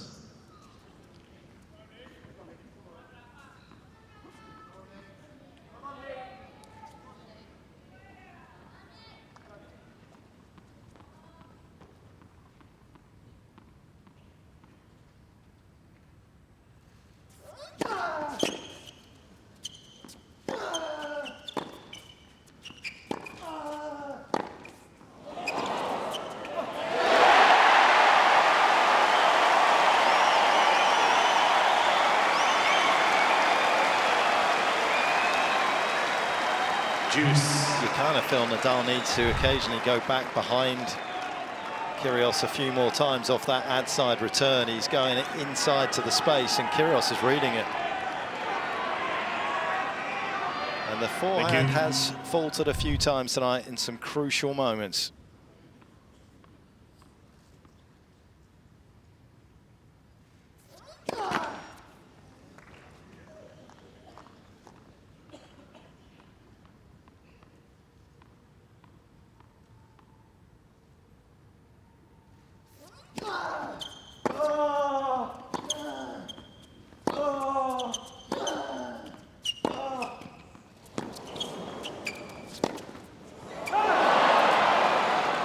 Advantage, Nadal. Kyrgios did an amazing job to open the court there. Backed off on the return, didn't he? Got what he wanted off this ball. Short and low, just hard to get it up and down from there. Yeah, that's 9 out of 10 in terms of difficulty factor, isn't it? Certainly 8.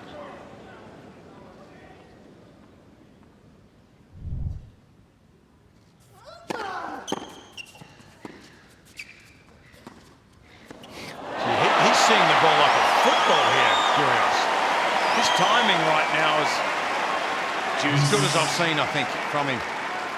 And we talked about early how Nadal was targeting the forehand.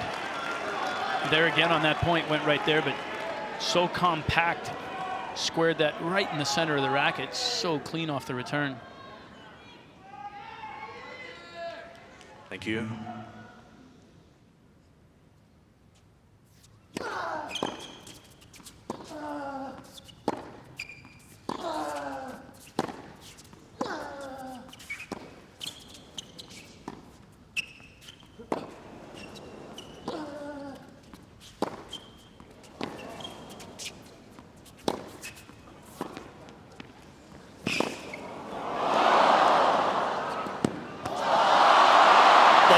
inch of this court that these two haven't touched.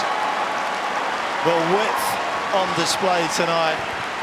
The creativity from the back of the court has been mesmerising. And all Nadal can do at the moment is try and weather this storm.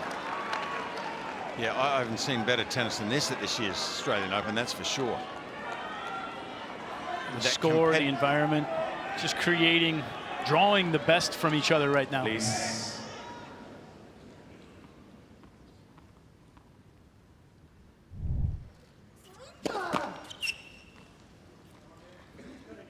Just wiping his hand down.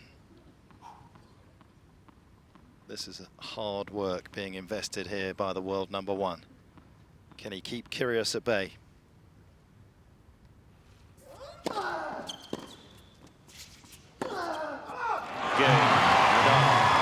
Tremendous game from both players. Everything that's great about this sport on display. 5-4, third set. By 5 games to 4. Thank you. He is on his game, and Nadal needs to be very wary.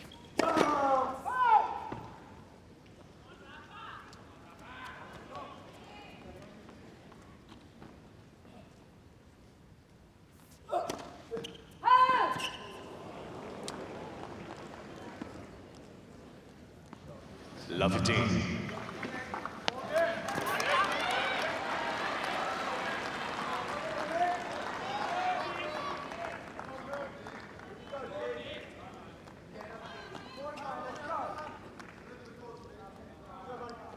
Just the third double by the Australian.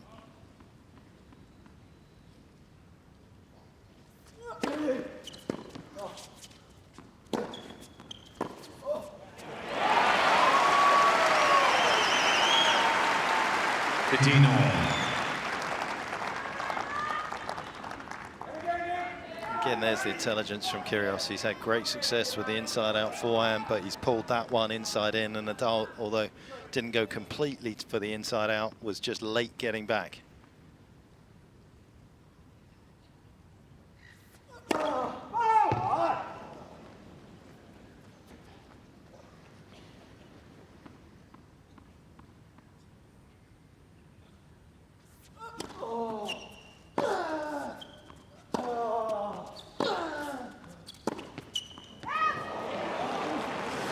Dutchy. He's going to have to settle himself here. Yeah. This is the first time we've seen him in a while now, just a little bit out of sorts. Opened with that double fault. Loose air on that ball. Thing is, he has this cannon that he can erase it with one shot. Yeah, he's still favourite from 15-30. I mean, comfortable favourite, I think, at 15-30.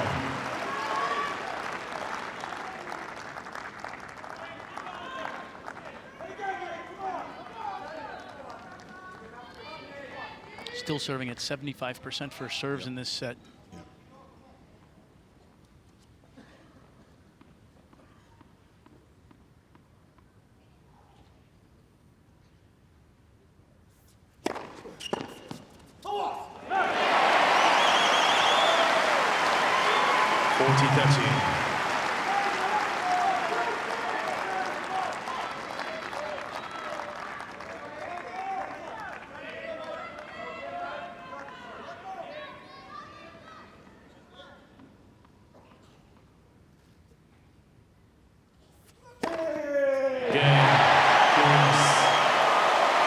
To be on a mission here, doesn't he?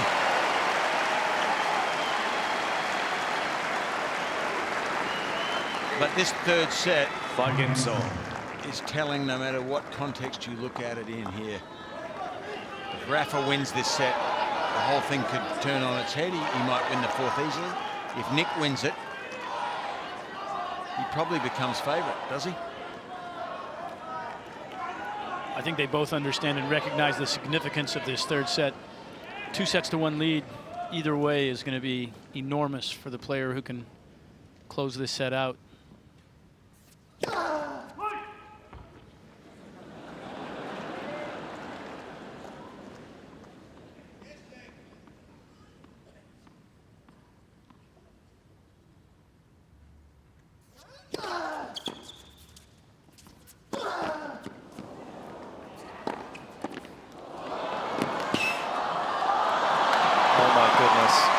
every point so valuable, and that one going Nadal's way in the end. But boy, wasn't he fortunate. Fortunate and skilled. Well done on this volley right here.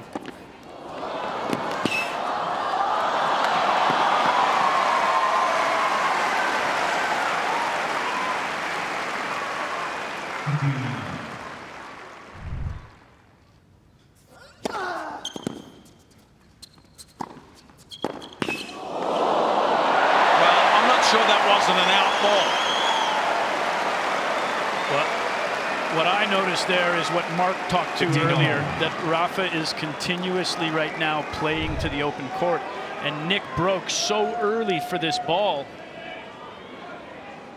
and then just went for a little bit of a slap shot. Rafa just couldn't control, but I think Mark said it a while back, and he continues to play open court tennis.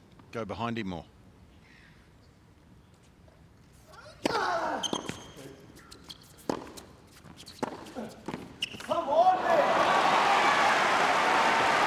That forehand was reminiscent of the one at Wimbledon, wasn't it? Which Rafa wasn't happy about.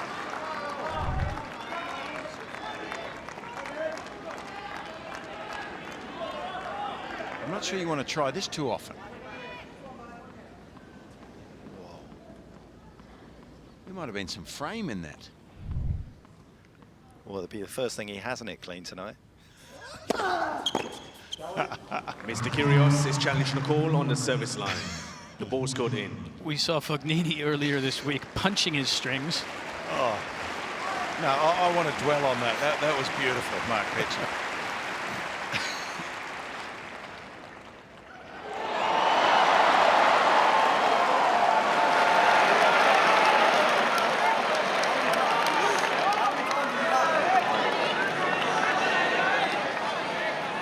Thank you. Score line's not right.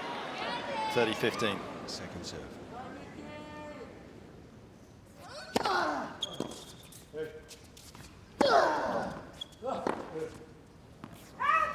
40-15. Mr. Kyrgios is challenging the call on the right. You guys have probably watched a lot more of Nick Kyrgios' matches than I have and called them, but does he or doesn't he change his grunt at times to try and affect the other guy? 100%. No doubt. Mr. Kyrgios has two challenges. He gets elongated and he also gets delayed. Right there, he gave a delayed grunt well after he made that hit.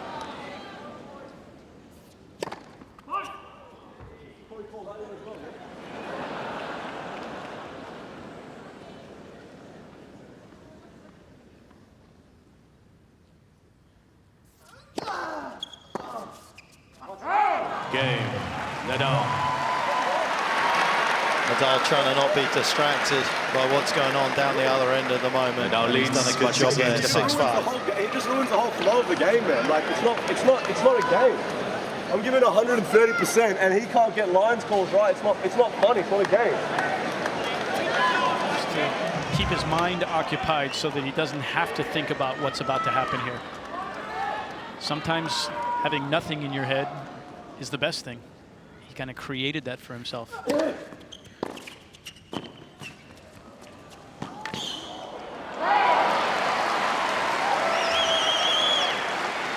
15 love.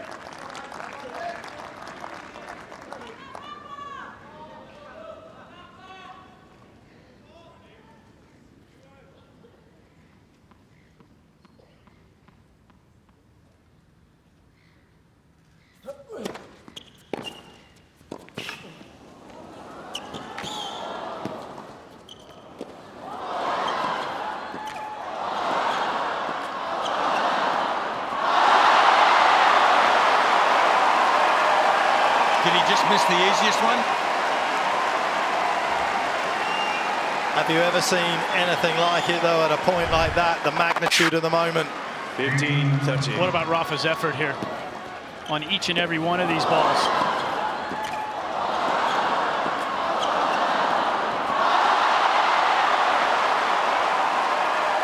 Thank you. Pure persistence.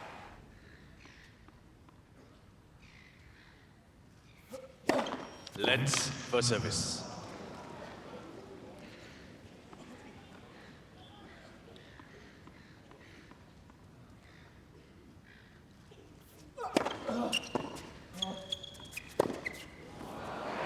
Made it.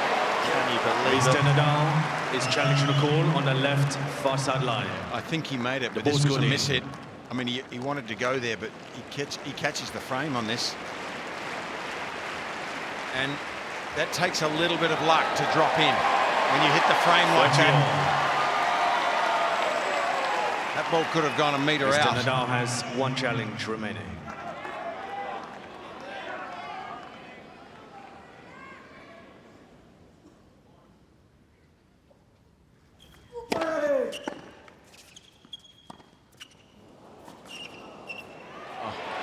Well, that's a cagey little shot right there.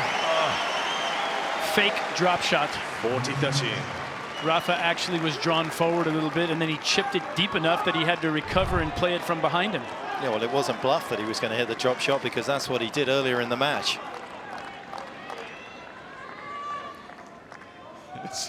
It's certainly creative.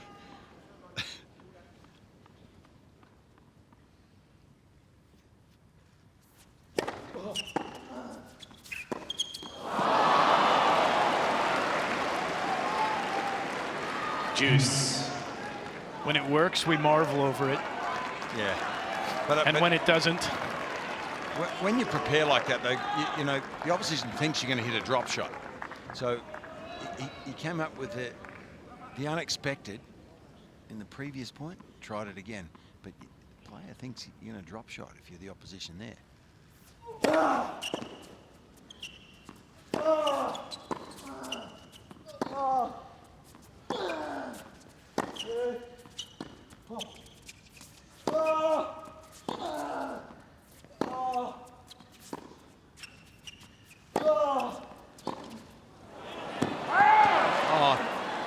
That dropped in, surely. I think it dropped in, didn't it? This is his last challenge. If he goes to the challenge, he is Mr. going to the Nadal challenge. is challenging a call on the right baseline. The ball's got out.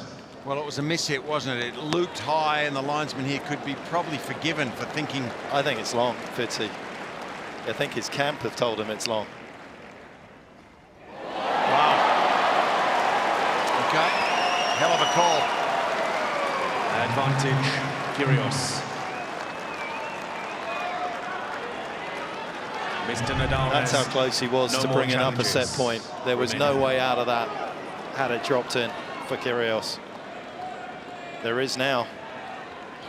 There's an escape Thank you. route right to the tiebreak.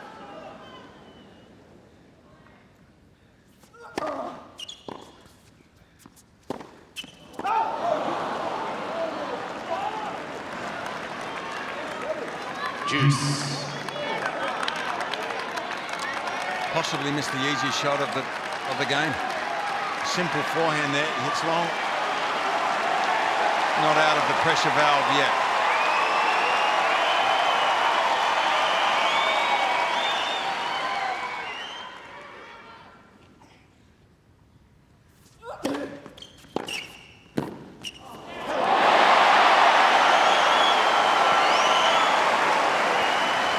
Advantage, Kyrgios. it's a heck of a volley from that position. Just wondering at what point Rafa is going to take one of these returns cross. Every time this point has been played, he's gone line, and Nick has had a backhand volley. And Nick is covering line very early there.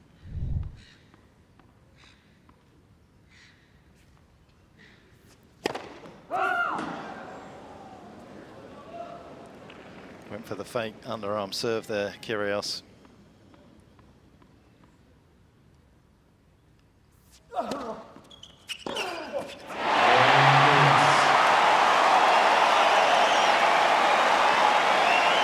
saw him coming in, didn't he? Nadal saw the serve and volley on the second ball, him coming forward, and it just made him rush, get a bit tight. Both players dropped it so short. Here we challenge. go. This is in the balance now. I just feel like there's so many things going on within what's happening in the match right now. I thought a couple points ago, you guys tell me if you heard this, but I thought Rafa did an elongated grunt back at Nick Ready for play. in the middle of one of the points.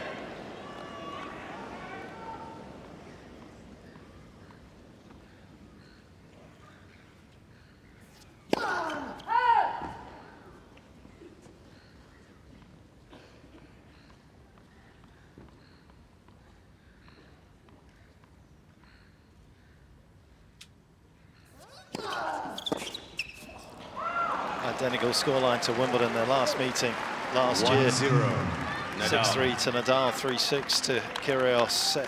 Third set went to a breaker just like this one. Those are the memories that both these two will be thinking about right now. Mini opportunity with the second serve for Kyrgios on the opening point.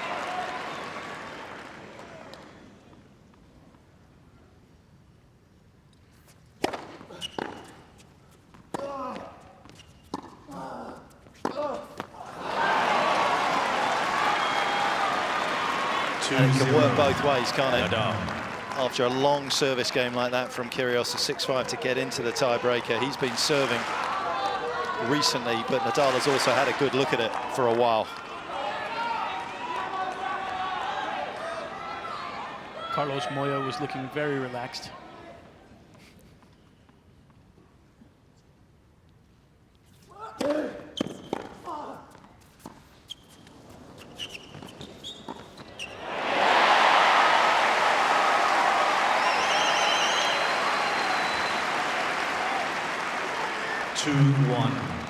Nadal.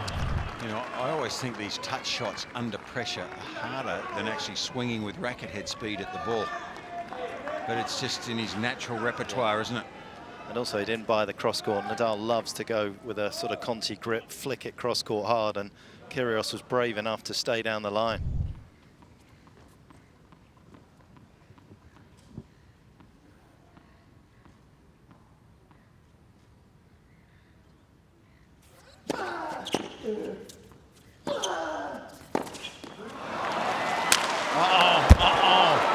Why, Nick?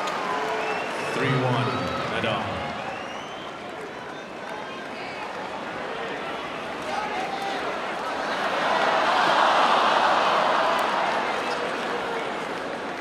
It's a good question, Fitz. It's a good question. Why? Why at this moment? Racket abuse warning, Mr. Kyrgios.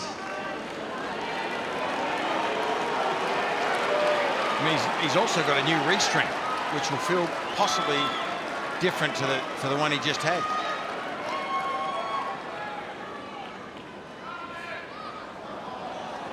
Thank you. Hands of stone. That's a bit unfair.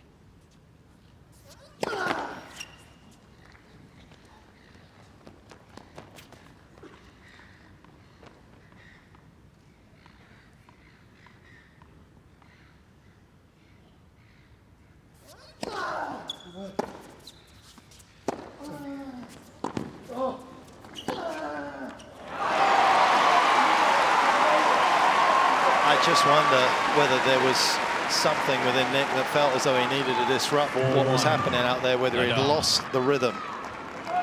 And he thought that was his best way of just introducing a bit of mayhem into proceedings. Yeah, you wonder if he's calculated there a little bit.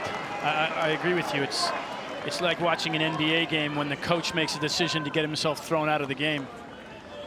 Fitz isn't buying it. I just think it's the constant pressure here. A must hold. 4-2,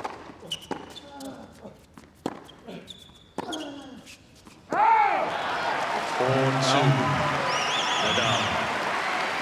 Rafa keeping him in the tiebreaker by an easy miss. Yeah, I just don't know why he needed to break the rhythm. He was 3-1. No, yeah, okay, down a mini break. So what? He's playing to such a high level. He's been under stress, though, for a good 8 minutes. hanging on to his service game. And to be honest, he's been under stress since 4-3. Ever since he did the first underarm serve, he's been working hard. And I think that was just his boiling point. Well, he's managed to get through that last point, Ropech. He's still within striking distance now. He's 4-2. And Nick likes to say he doesn't like this game and all of those things, but you look at his schedule, again, I just don't buy it. You know, after this, he's going to New York, he's going to Delray, he's going to Acapulco, he's flying back to Australia, it's the Davis Cup, he's going Indian Wells, Miami. That doesn't sound like a guy that doesn't love this sport and understand this sport inherently.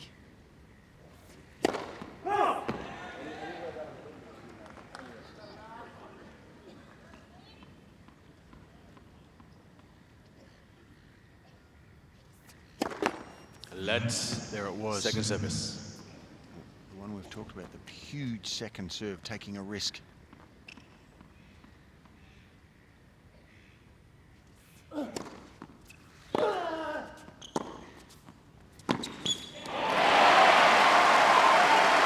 now he's got a chance. Rafa's missed 2 easy forehands in this tiebreaker back-to-back. 4-3, Nadal.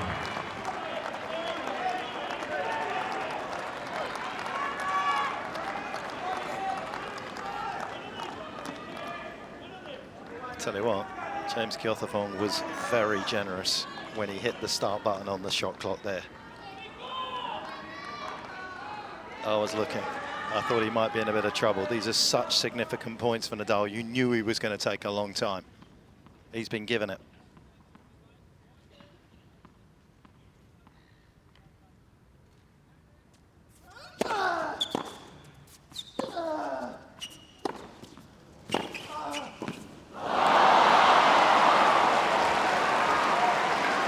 Made him play, that's all he did. 5-3, Nadal. That ball fell off the strings too. I wonder. Maybe it's a long shot and grasping for something to hang on to, but was that a different restring? Maybe not. Maybe a bit too tight, maybe not. But it was a bad miss. He mishit it.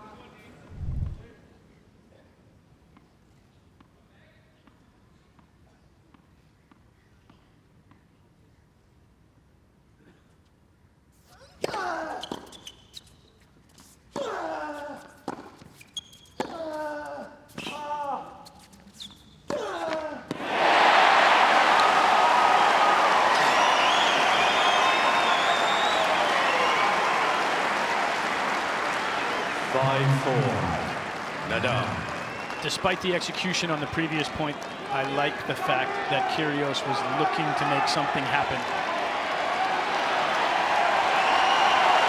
Keeping the pressure on Rafa, making him come up with something.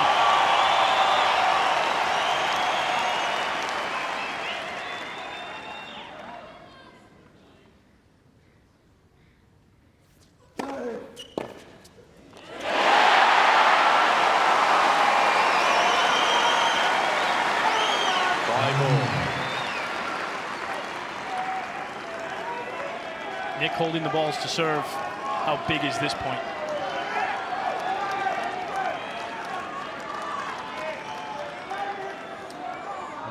Rafa's helped his cause here. He missed 2 easy forehands by his standards.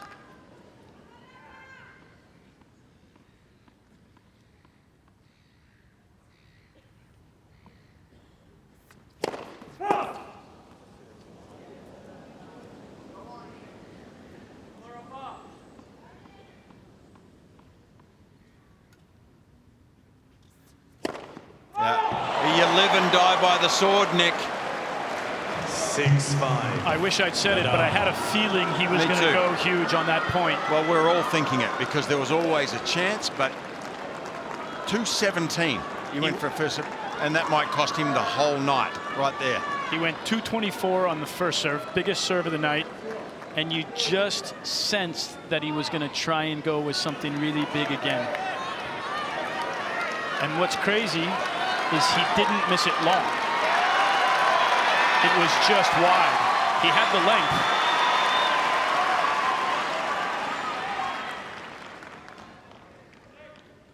But that double brings up set point for Nadal.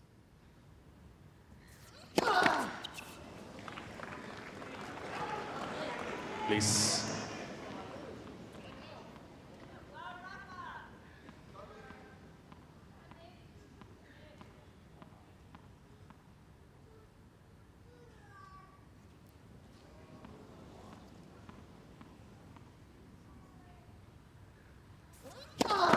Well, that was a baby crying in the stands there. Took his attention away there, Nadal.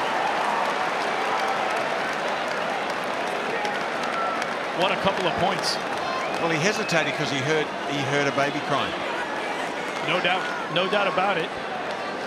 But the pressure of the moment also created that. And you would expect Rafael Nadal to execute a second serve, even with that short break. Wow, drama.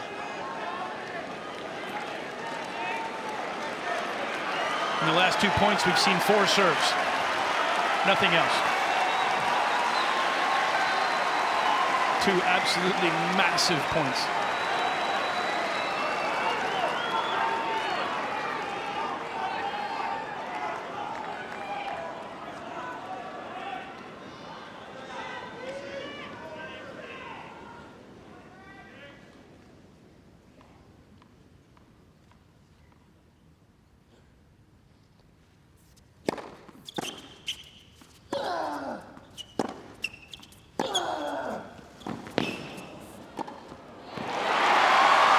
Well, a lifetime of doing the right thing allows you to have the self-belief that you're going to come out on top. His forehand has been a little flaky by his high standards in this breaker, but he saw his opportunity.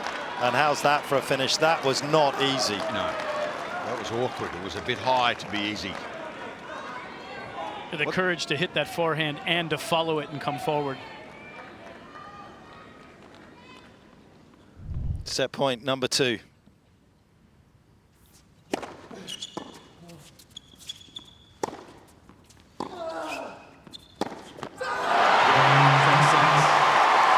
It feels like everything to Rafael Nadal, and understandably so. A lead of 2 sets to 1. And can Kyrgios possibly come back from this? Actually, will he just unload a little bit if he can make a few returns here? Now he's got rid of some of that tension that was definitely afflicting him down the home straight in that 3rd set.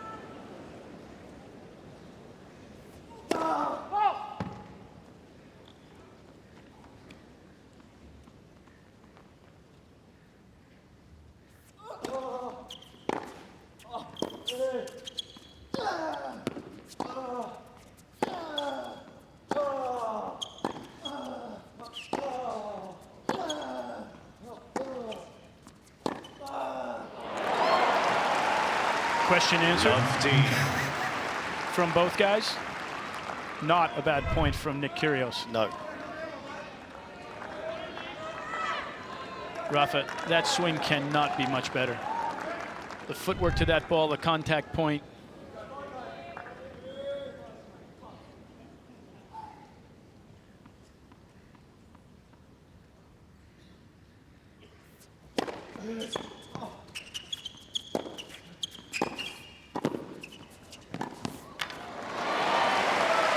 What a start to the 4th. Coutinho. Well, to win a major, you have to be able to play at this level for a long time in several matches, many matches, 7 in fact. So 2 more sets is needed from Kyrgios at that same level as we've seen. 13-15.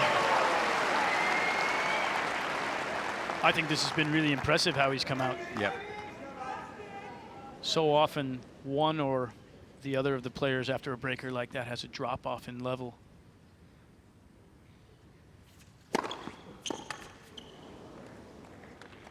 I know that players that serve as big as this, Brad, they get a lot of free points there. They don't have to be as fit probably as someone like who plays like Nadal, but I'm surprised with Kyrgios's stamina here, especially after his previous 5-setter. Game.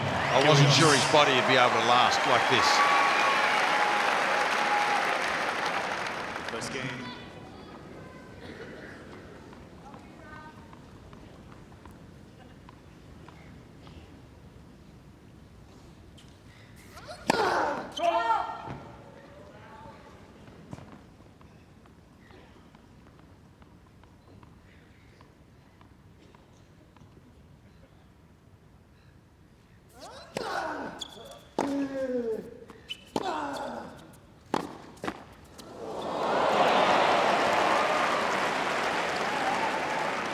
Love team.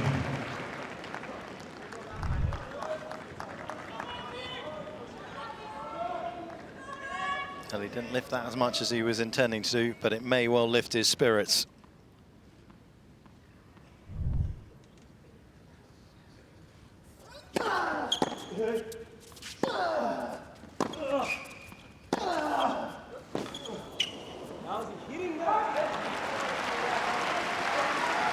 You hear Nick saying, how's he hitting that? Oh, he's been hitting it for a couple of decades. Exactly.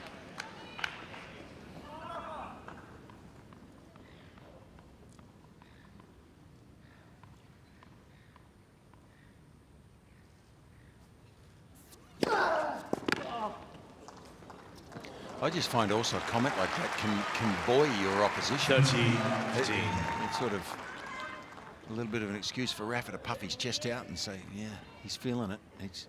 I'm hitting the ball heavy. Sort of inspires him a little bit, I think. Telling the opposition how well they're playing.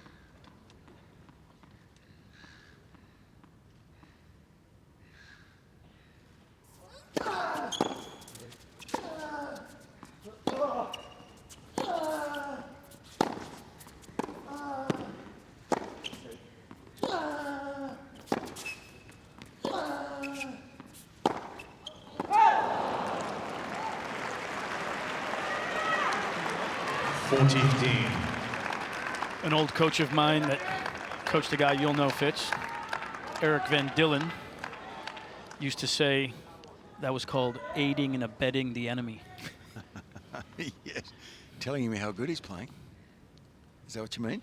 Or how bad you're playing. I can't like hit a backhand. I love it.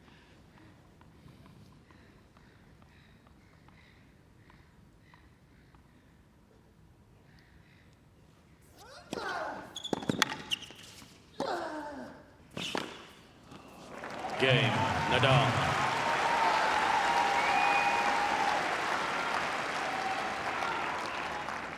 One game all. Nick just flexing his left leg there. And I think at 2 hours and 43 minutes into the match, this fourth set, and if we go on to a fifth set, we'll start to see how much that match really affected Nick the other night. Right now, Rafa's wishing this was best of 7. Let's for service.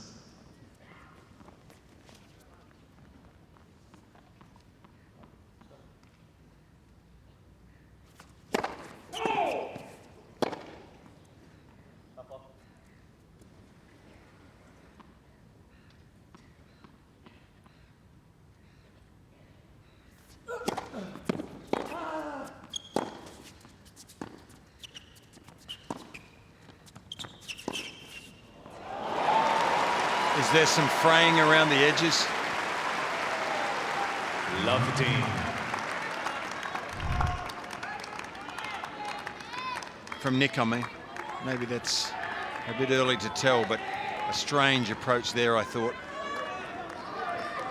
Yeah, it's. I think it's a little tiny bit early to prognosticate right here, but you do sense that he's dropped off with just a tiny bit of the energy.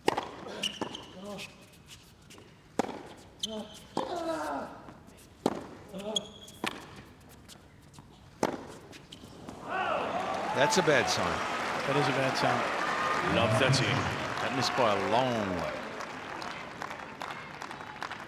And yet up the other end of the court, there is a player who is just applying himself consistently, point by point, to the process.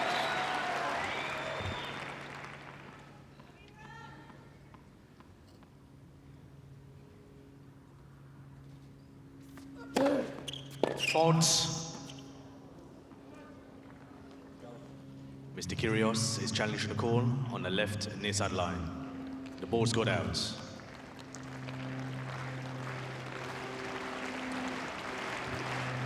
34% only of his second serve points won tonight. He was above 50% coming in here. The percentage swing to Nadal on this point now significant.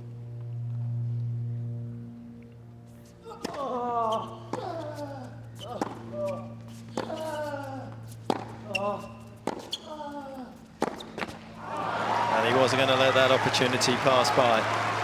Love 14. And I think one of the most telling things that you can watch for during a match is the movement of a player in between points. Nick has become very, very slow here.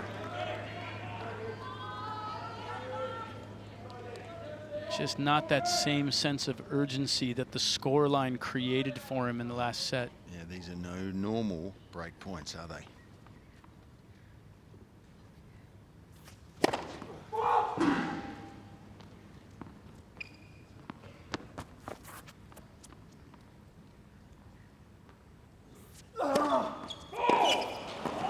Yeah. Game. You feel like the writing's on the wall. That third set was everything. It wouldn't have been if Nadal had dropped it, but for Kyrgios it seems as though there is no way back. If Nick bails out a little bit early in the points here, There'll be more prognostication. Thank you.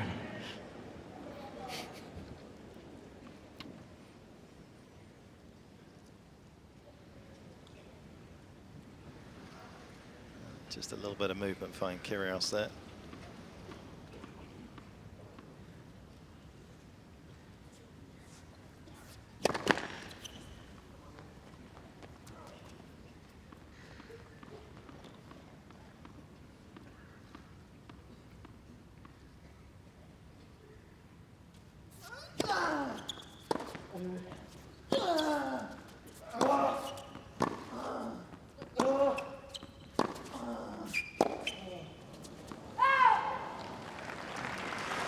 Love.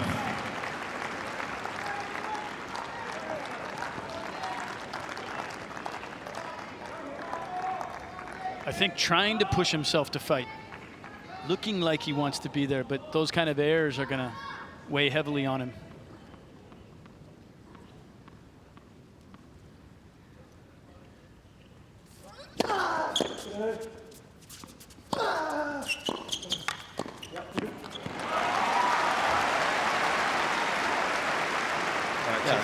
You have to admire Nadal, don't you? You cannot be a tennis fan and not admire this guy.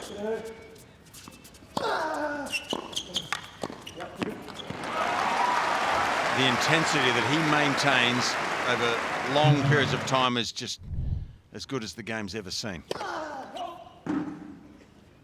Yeah, and it's a total misconception about his style of play as well. We often get so bogged down looking at one person's sort of superior quality that we forget about the sum total of everything. 40 love. And that is his second serve, which is the best ever, by the way, in terms of career points won. And also, he's just a mere 5 points behind Kyrgios in terms of ventures to the net tonight. You know, he's more than happy to get up there and finish points.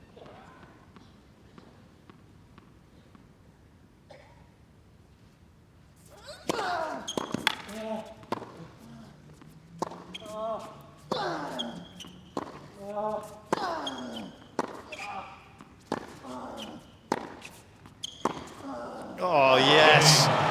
Nadal. Another scorching winner that illuminates the nighttime sky, and Nadal is on his way to the quarterfinals. Nadal leads by 3 games to 1. Well, there's 3 games to go, but I hear you, Mark, and I just wonder if Nick does go away a little bit in this 4th set, and if it is one side, the question for me would be, what if he had have won that 3rd? Could he have maintained it at a higher level in the 4th compared to what's happening right now? Because it's only a sudden drop, but it's there, isn't it? If is the biggest word in the English language. Is it?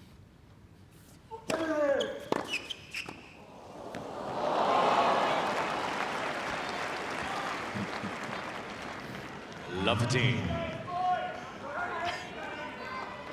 It's almost as big as prognosticate. It certainly has bigger connotations. And that's my point.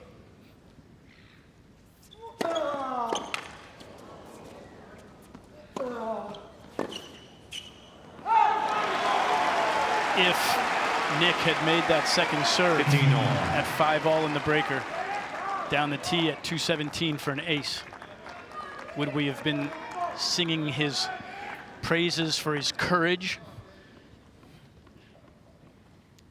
Well, I don't know if you'd call it courage. I think you might call it risk taking. Risk for reward, maybe. But he certainly lives and dies by it, doesn't he?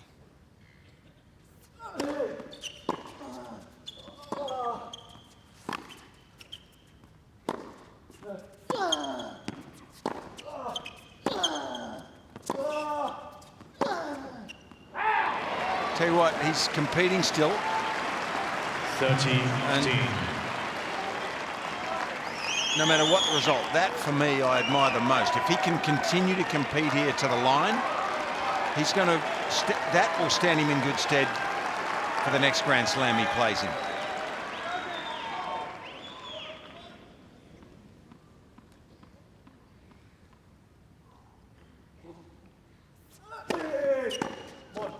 And it's not beyond the realms of possibility that if he does compete that long, he could get back into this. But he certainly dropped off in the first couple of games of this fourth. As long as he keeps this within one break, he's got a shot. Mm-hmm.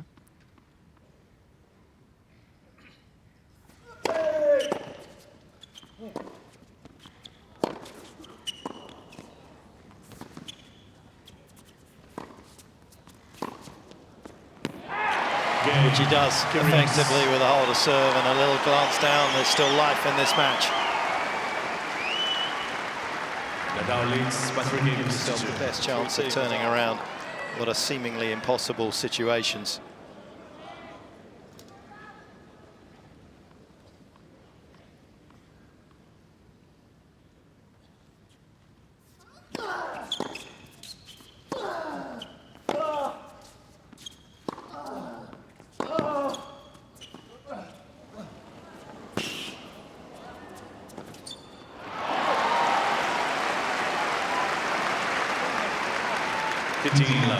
Just going to extract a little bit more from those legs of my opponent. Got there in plenty of time. Just pushed that way too deep. Had no underspin on the ball, so it continued through the court. Rafa was there so easily.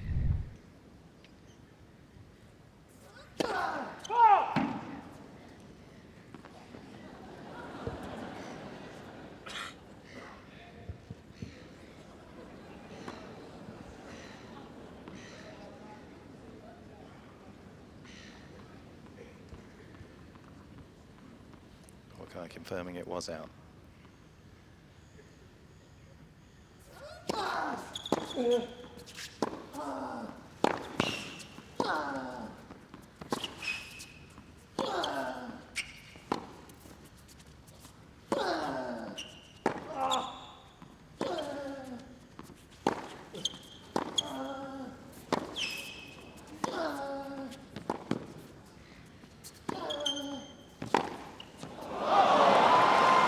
Classic Nadal point. I mean, he just didn't take any risk, but he just kept Kyrgios moving and was behind the well, actually, he's at the other end, deep behind the baseline. Maneuvering him from side to side, just putting work in on those legs. He knows that there's a cumulative effect of what he's done so far through this match. It's going to have a huge effect on Nick.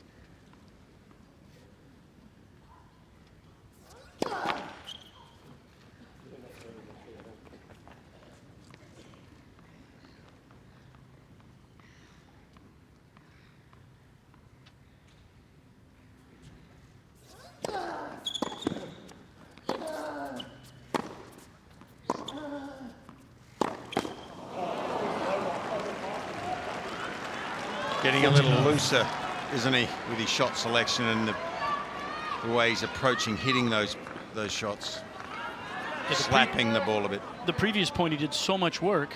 Yeah. And he was actually in a decent position to actually make a good forehand there. And he chooses to just slap it 10 feet long.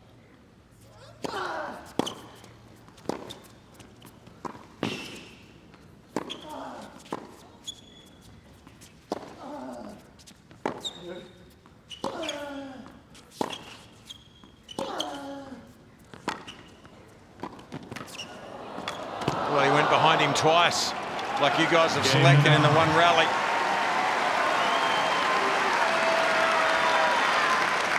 Nick continuing to add some entertainment value. He came down hard there. You could hear that thump.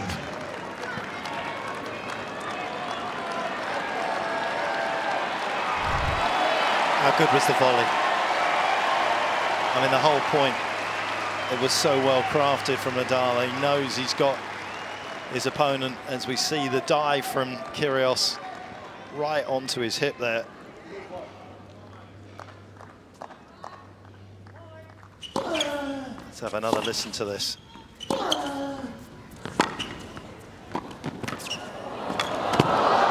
Oh. Came down square on his hip.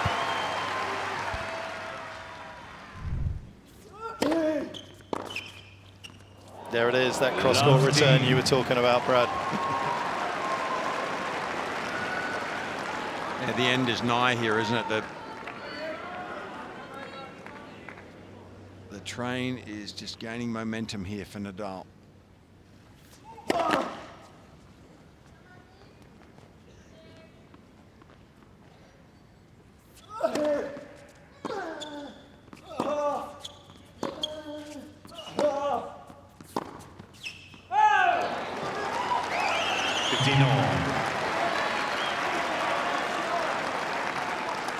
Every point huge right now for Kyrgios, both physically and mentally. As he makes unforced errors or Rafa wins the points outright, you can see it just plays on his mind a little bit more at this point in the match. 13-15. Still got that capability though. Well, that's the technique, isn't it? That's what Pete Sampras had. He could serve like that for 4.5 hours easily. First serves at that pace. Beautiful technique. Nick has what we like to call a live arm. Yeah.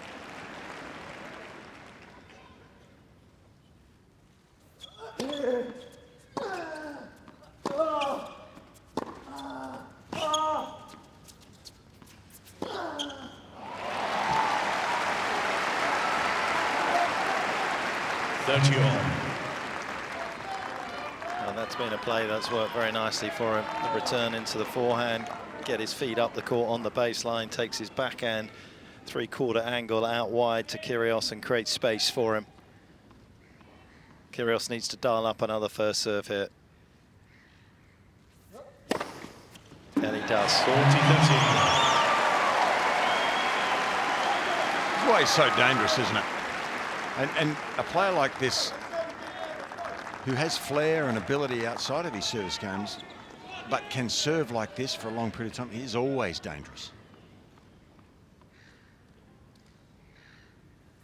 Yeah,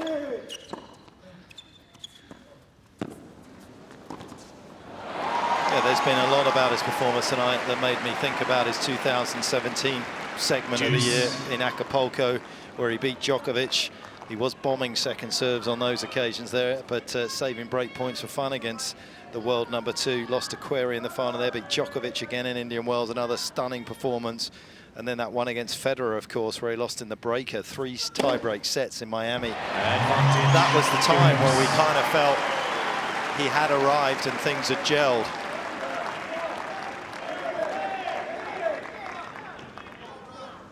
But that hasn't always been the case subsequent to that. I think it's wanting to compete every day that will... Well, it's a habit for Rafa. Yeah, if Nick does that, he will be a much better player. There's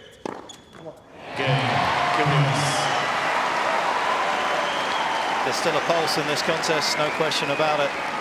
Nadal leads by 4 games. Can Kyrgios figure out a way to break that? Tennis players not credited enough for how tough they are.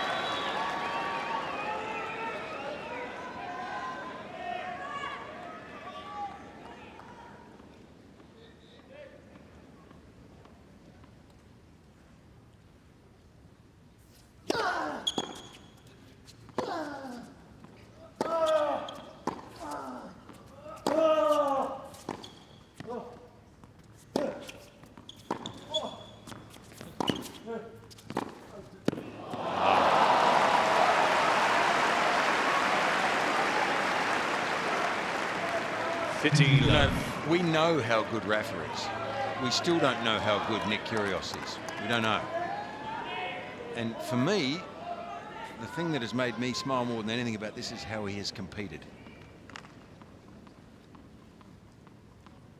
We'll start to understand how good he is if he does that consistently.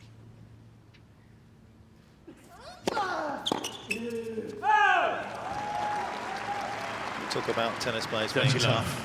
Ashton Eaton, the gold medalist in Rio, the decathlete, one of the world's best, said tennis players, he said, in tennis as a sport, it's the second toughest sport in the world, after his own, of course. But that was high praise.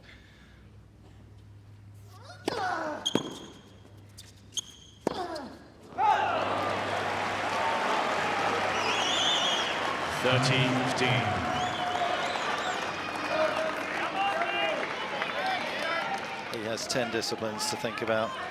Nick, just his own.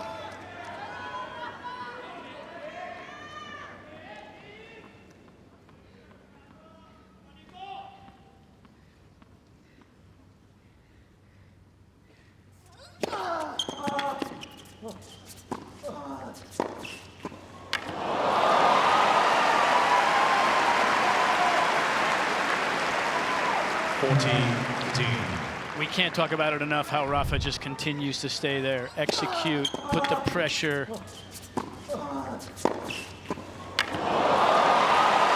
And rarely ever miss a volley. Another aspect of his game that's Underrated. so underrated.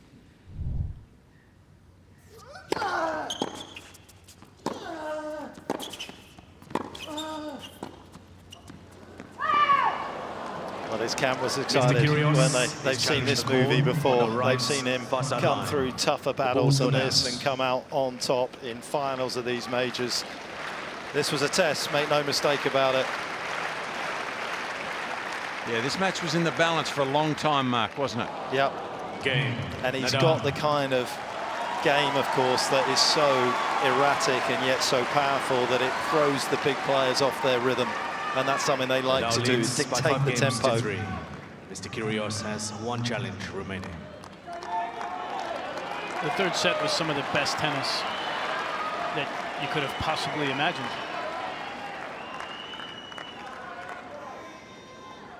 And yet it still wasn't good enough for Kyrgios to come out on top. That's the bar that these big three have set. 15 love. I do think with Nick, like you're talking about, Fitz, that if you look generationally, every generation has had a guy that's been a little bit of the bad guy, the guy that did things a little differently. Does that have a direct correlation to underachieving, though? Sometimes, but at the same time, you have Nastasi back in his day. Connors was a bit of a edgy guy. Obviously, Johnny Mack. But Jimmy Connors, never gave in on a point. Never. Never. That's the difference. Yeah.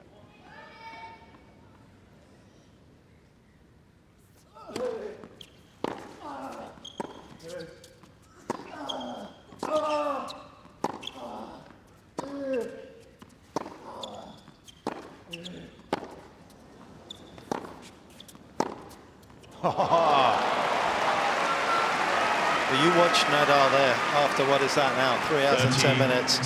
You watch his movement off the ball if we get a chance to see it. He flicks that one on, he has a look down, look at him move. And then he's able to take it inside the baseline. Took away the time for Kyrgios to recover. His algorithm is still very lively.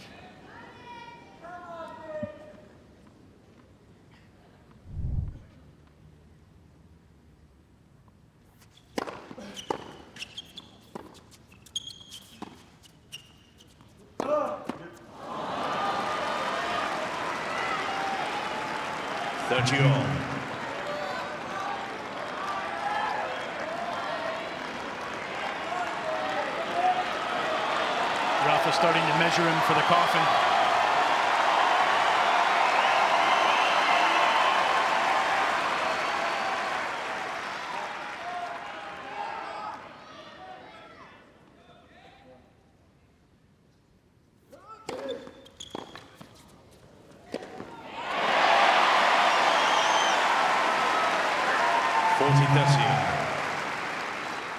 Lovely delivery there from Kyrgios, off pace, short, angled. Still enough life in those legs to do that.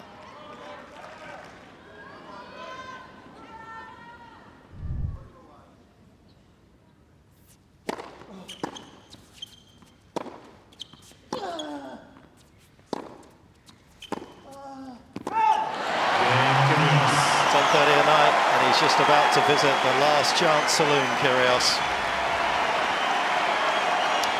We'll remember this one well after the Australian Open finishes. Yeah, and I love it when a big crowd gets its money's worth.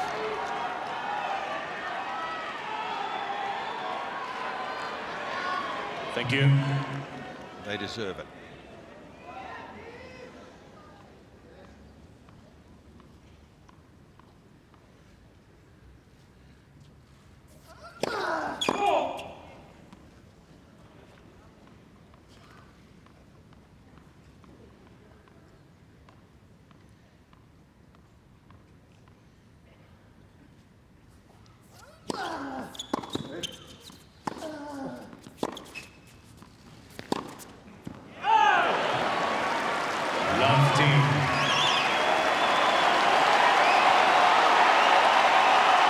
Talk about a game of centimetres, don't we? Nick's ball caught the line by a centimetre there probably, and Rafa's missed it by 1. And then the crowd gets involved. And we talk time and time again about how important these first points in the game are. Creating momentum, creating hope.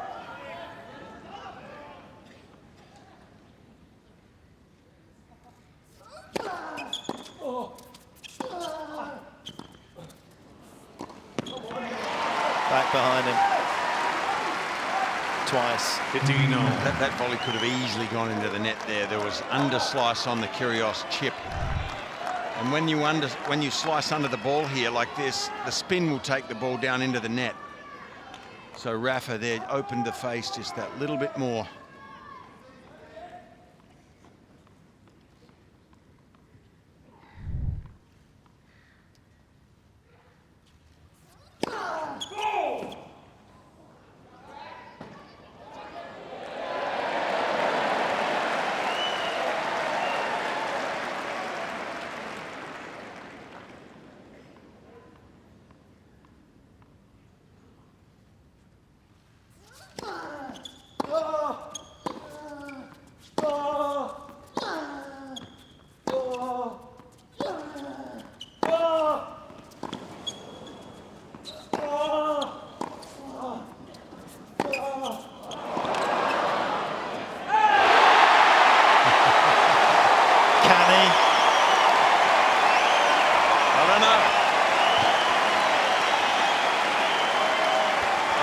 He can, but if he competes like this, there's always a chance. He's been helped by a few missed serves in this game. He could do with another one here.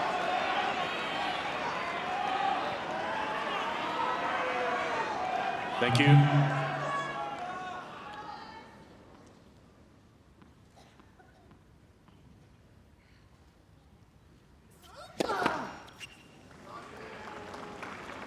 Please.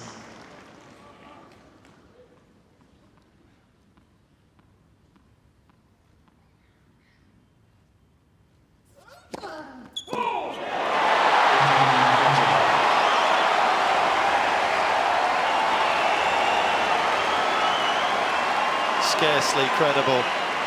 Twice tonight. He served a double fault on a big moment, Nadal, when he was serving for the third in the breaker. He recovered. Can he do so again? We just don't expect to see Rafa being the one who blinks. Thank you. Ready for play.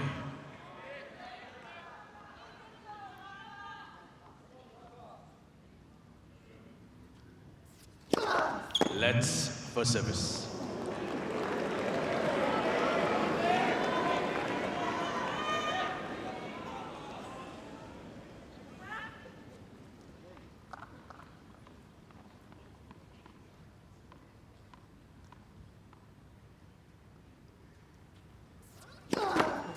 Let's First service.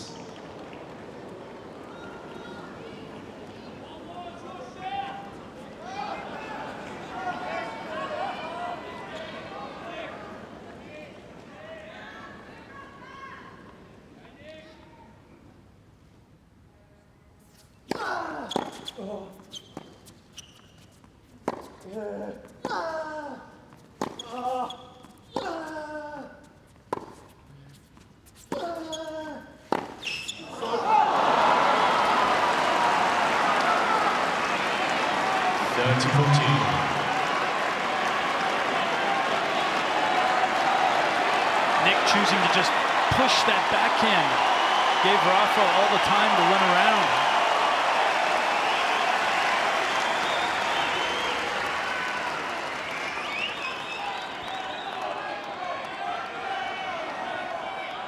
Thank you. Please. And in doing so, lost a little bit of control of his own destiny. Still has break point, though.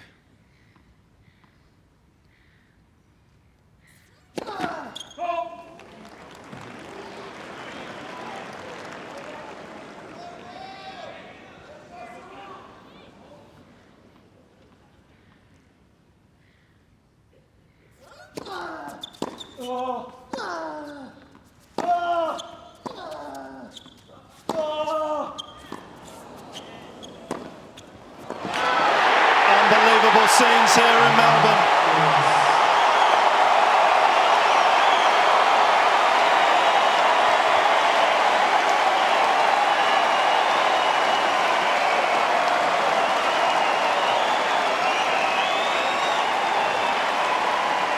And having kept the deficit to just one game, Kyrgios finds a way back into the contest. Nadal's first serve just left the arena.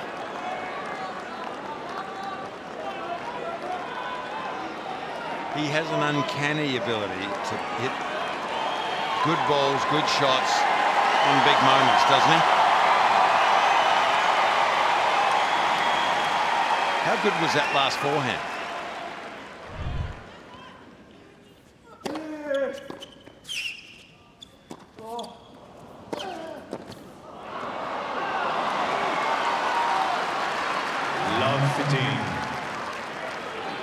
Continuing to go to that play. Slider wide, look for the backhand volley. Rafa just floating that return up. It's so hard to control that from up there. Fitz, how do you feel about his competing now after that last game? No, he's got me. Tonight.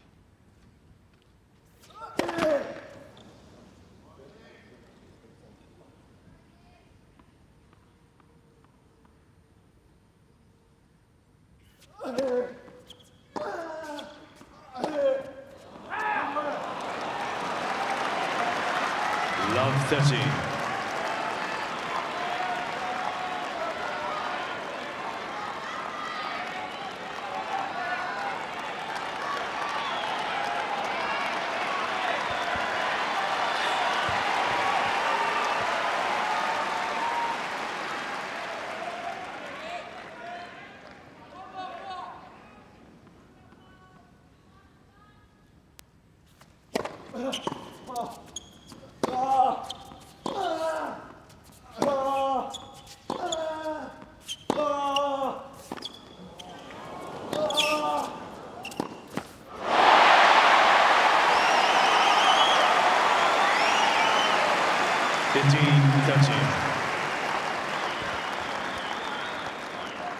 We mentioned it much earlier in the match, but for a while now, Rafa has been doing a much better job of playing behind Nick.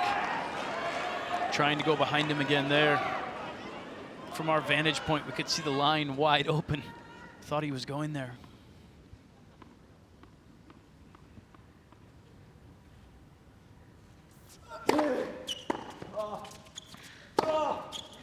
Out. Mr. Kyrgios is challenging a call on the left baseline. How's this a response from Rafa, though? Doesn't drop his head for 1 second, does he? I know he, in his own mind, thinks, well, why would you? But it's simple in his world. Yeah, he's a mental giant when he competes. 15-14. And there's nobody better in the game at Mr. breaking Kyrgios back has after they no lose more serve. challenges remaining.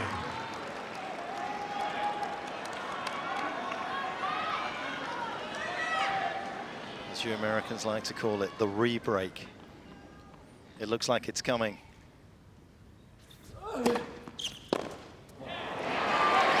Kyrgios getting the benefit from serving and volleying. Must have caught 30-14. Nadal's eye to see whether the Australian was on his way in there. He wasn't.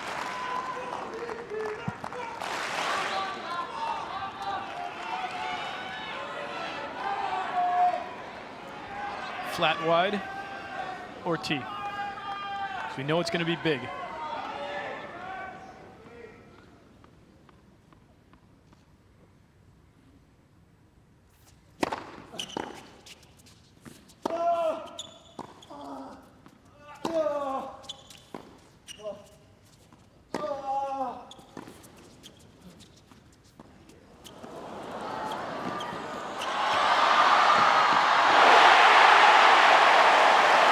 Extraordinary scenes. The Australians in the crowd upstanding and euphoric. Edge of your seat stuff here. Juice. Can you imagine what's going to happen if this goes to 5?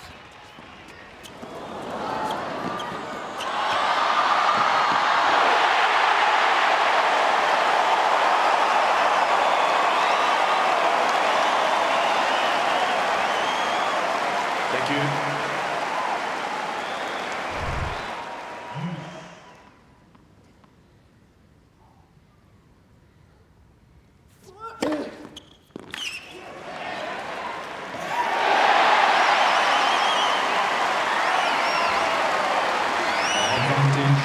Kyrgios.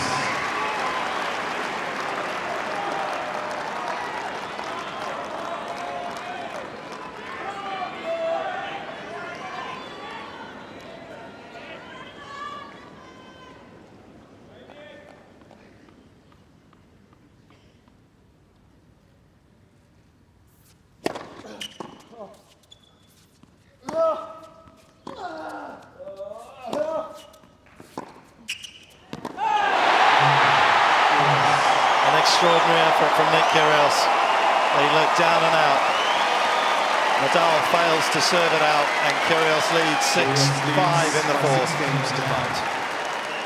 He now has to get his mind focused on getting it to a 4-set tiebreaker.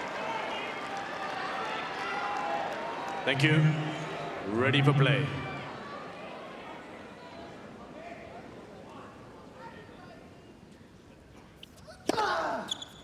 $15 love.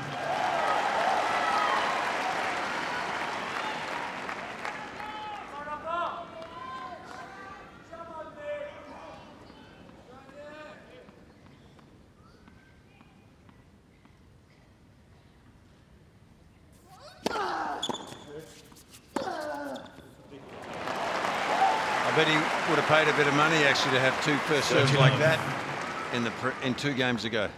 Brad. His serve deserted him then. 2 good ones here.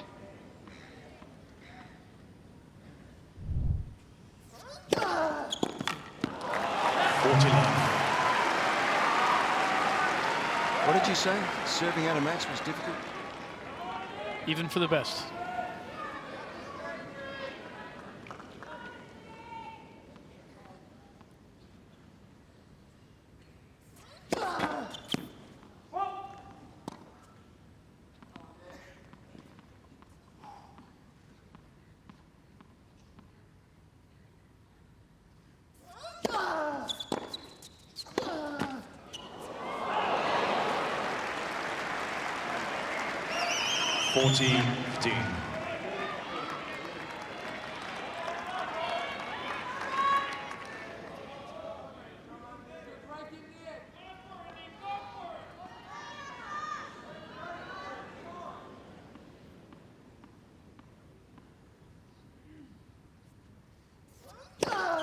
Game.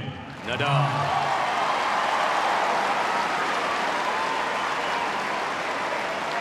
Heck of a response from the number 1 after the previous service game. Each player receives an additional challenge. Exactly the same scoreline as we had in Wimbledon last year.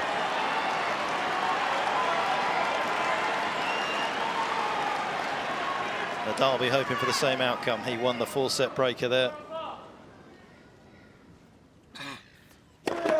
Let's for service.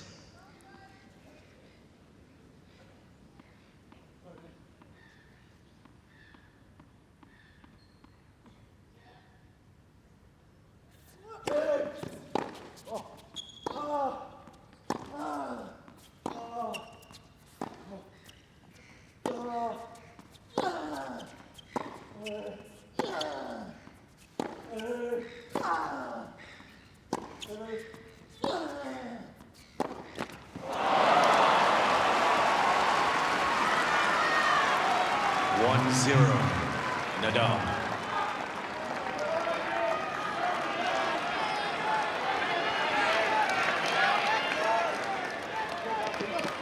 And the hits keep on coming for Kyrgios, but he's done such a good job tonight of regrouping.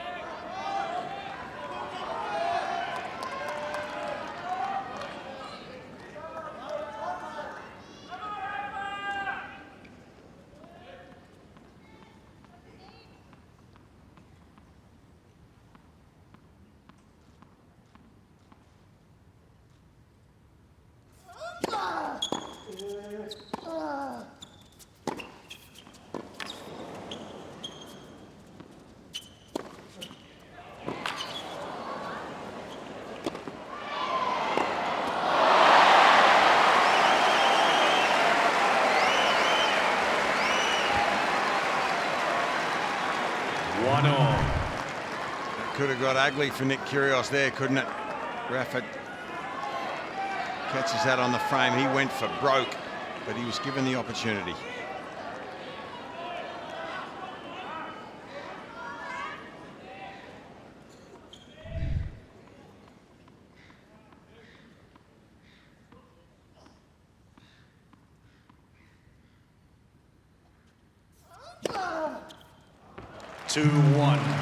Nadal. He's really found his serve again through that last game. And now into the breaker.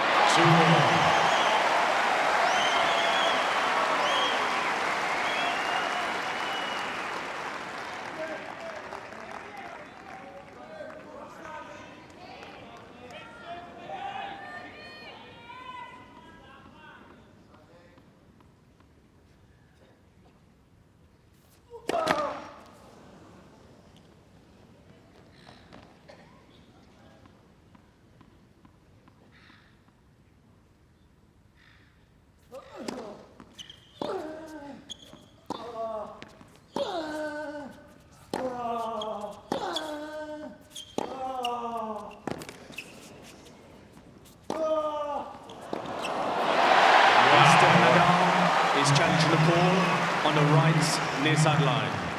The ball scored in. Oh, there's a sense in the commentary box that that is wide. This is such a huge shot from Kyrgios. He was working Nadal over here. In it is. 3-2. Kyrgios. Mr. Nadal has 3 challenges remaining. Again, just impressed with how hard Nick has been working to find his forehand. Thank you.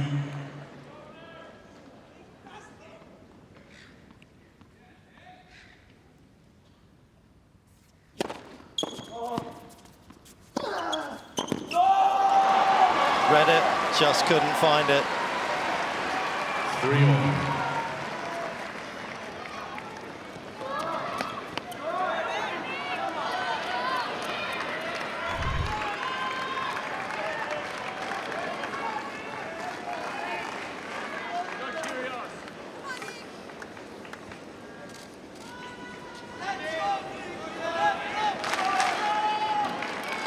so close, but yet potentially so far.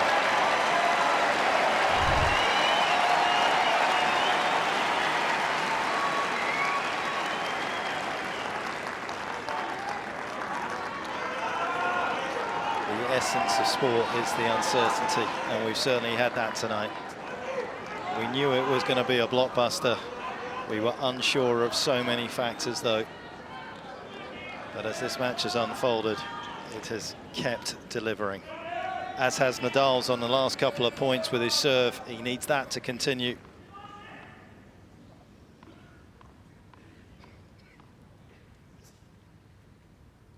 What a transformation on that shot compared to when he tried to serve out the match at 5-4 in the set.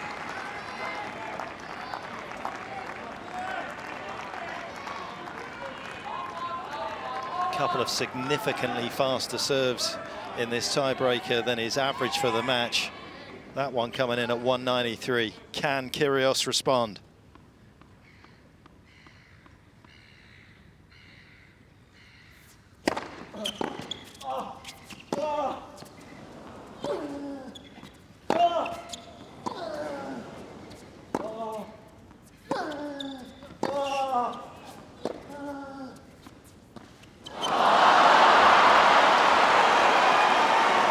Calamitous. 5-3. Nadal. Well, he's won points on that shot on big points because he's caught Rafa by surprise. But it is not easy to take the pace off a ball when it's tight. And your nerves are frayed. He blows it that time. Down a mini break.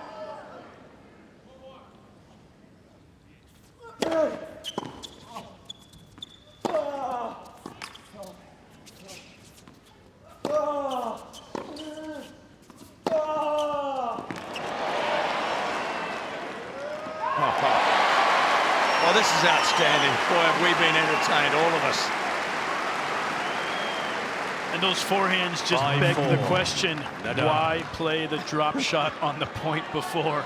When you've got a weapon like that in your arsenal, you're inside the baseline, the ball's shoulder height.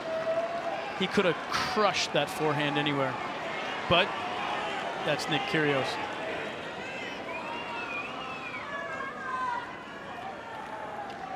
This match, as it was at 5-4 in the fourth, back on Nadal's racket. 2 good service points will see him through to the quarterfinals.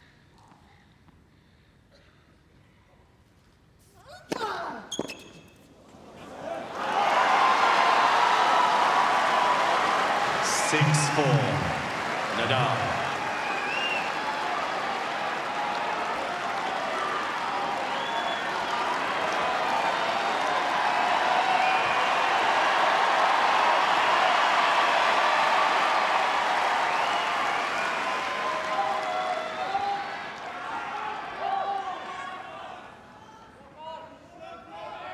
Thank you. 2 match points.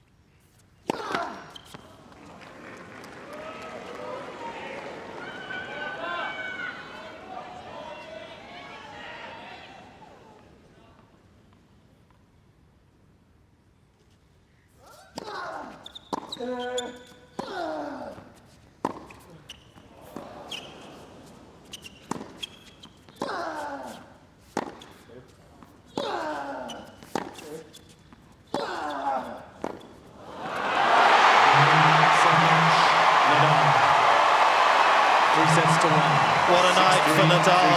What a night for Nick Kyrgios.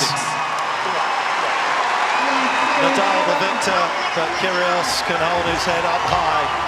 He came to fight arguably the toughest competitor the sport's ever seen.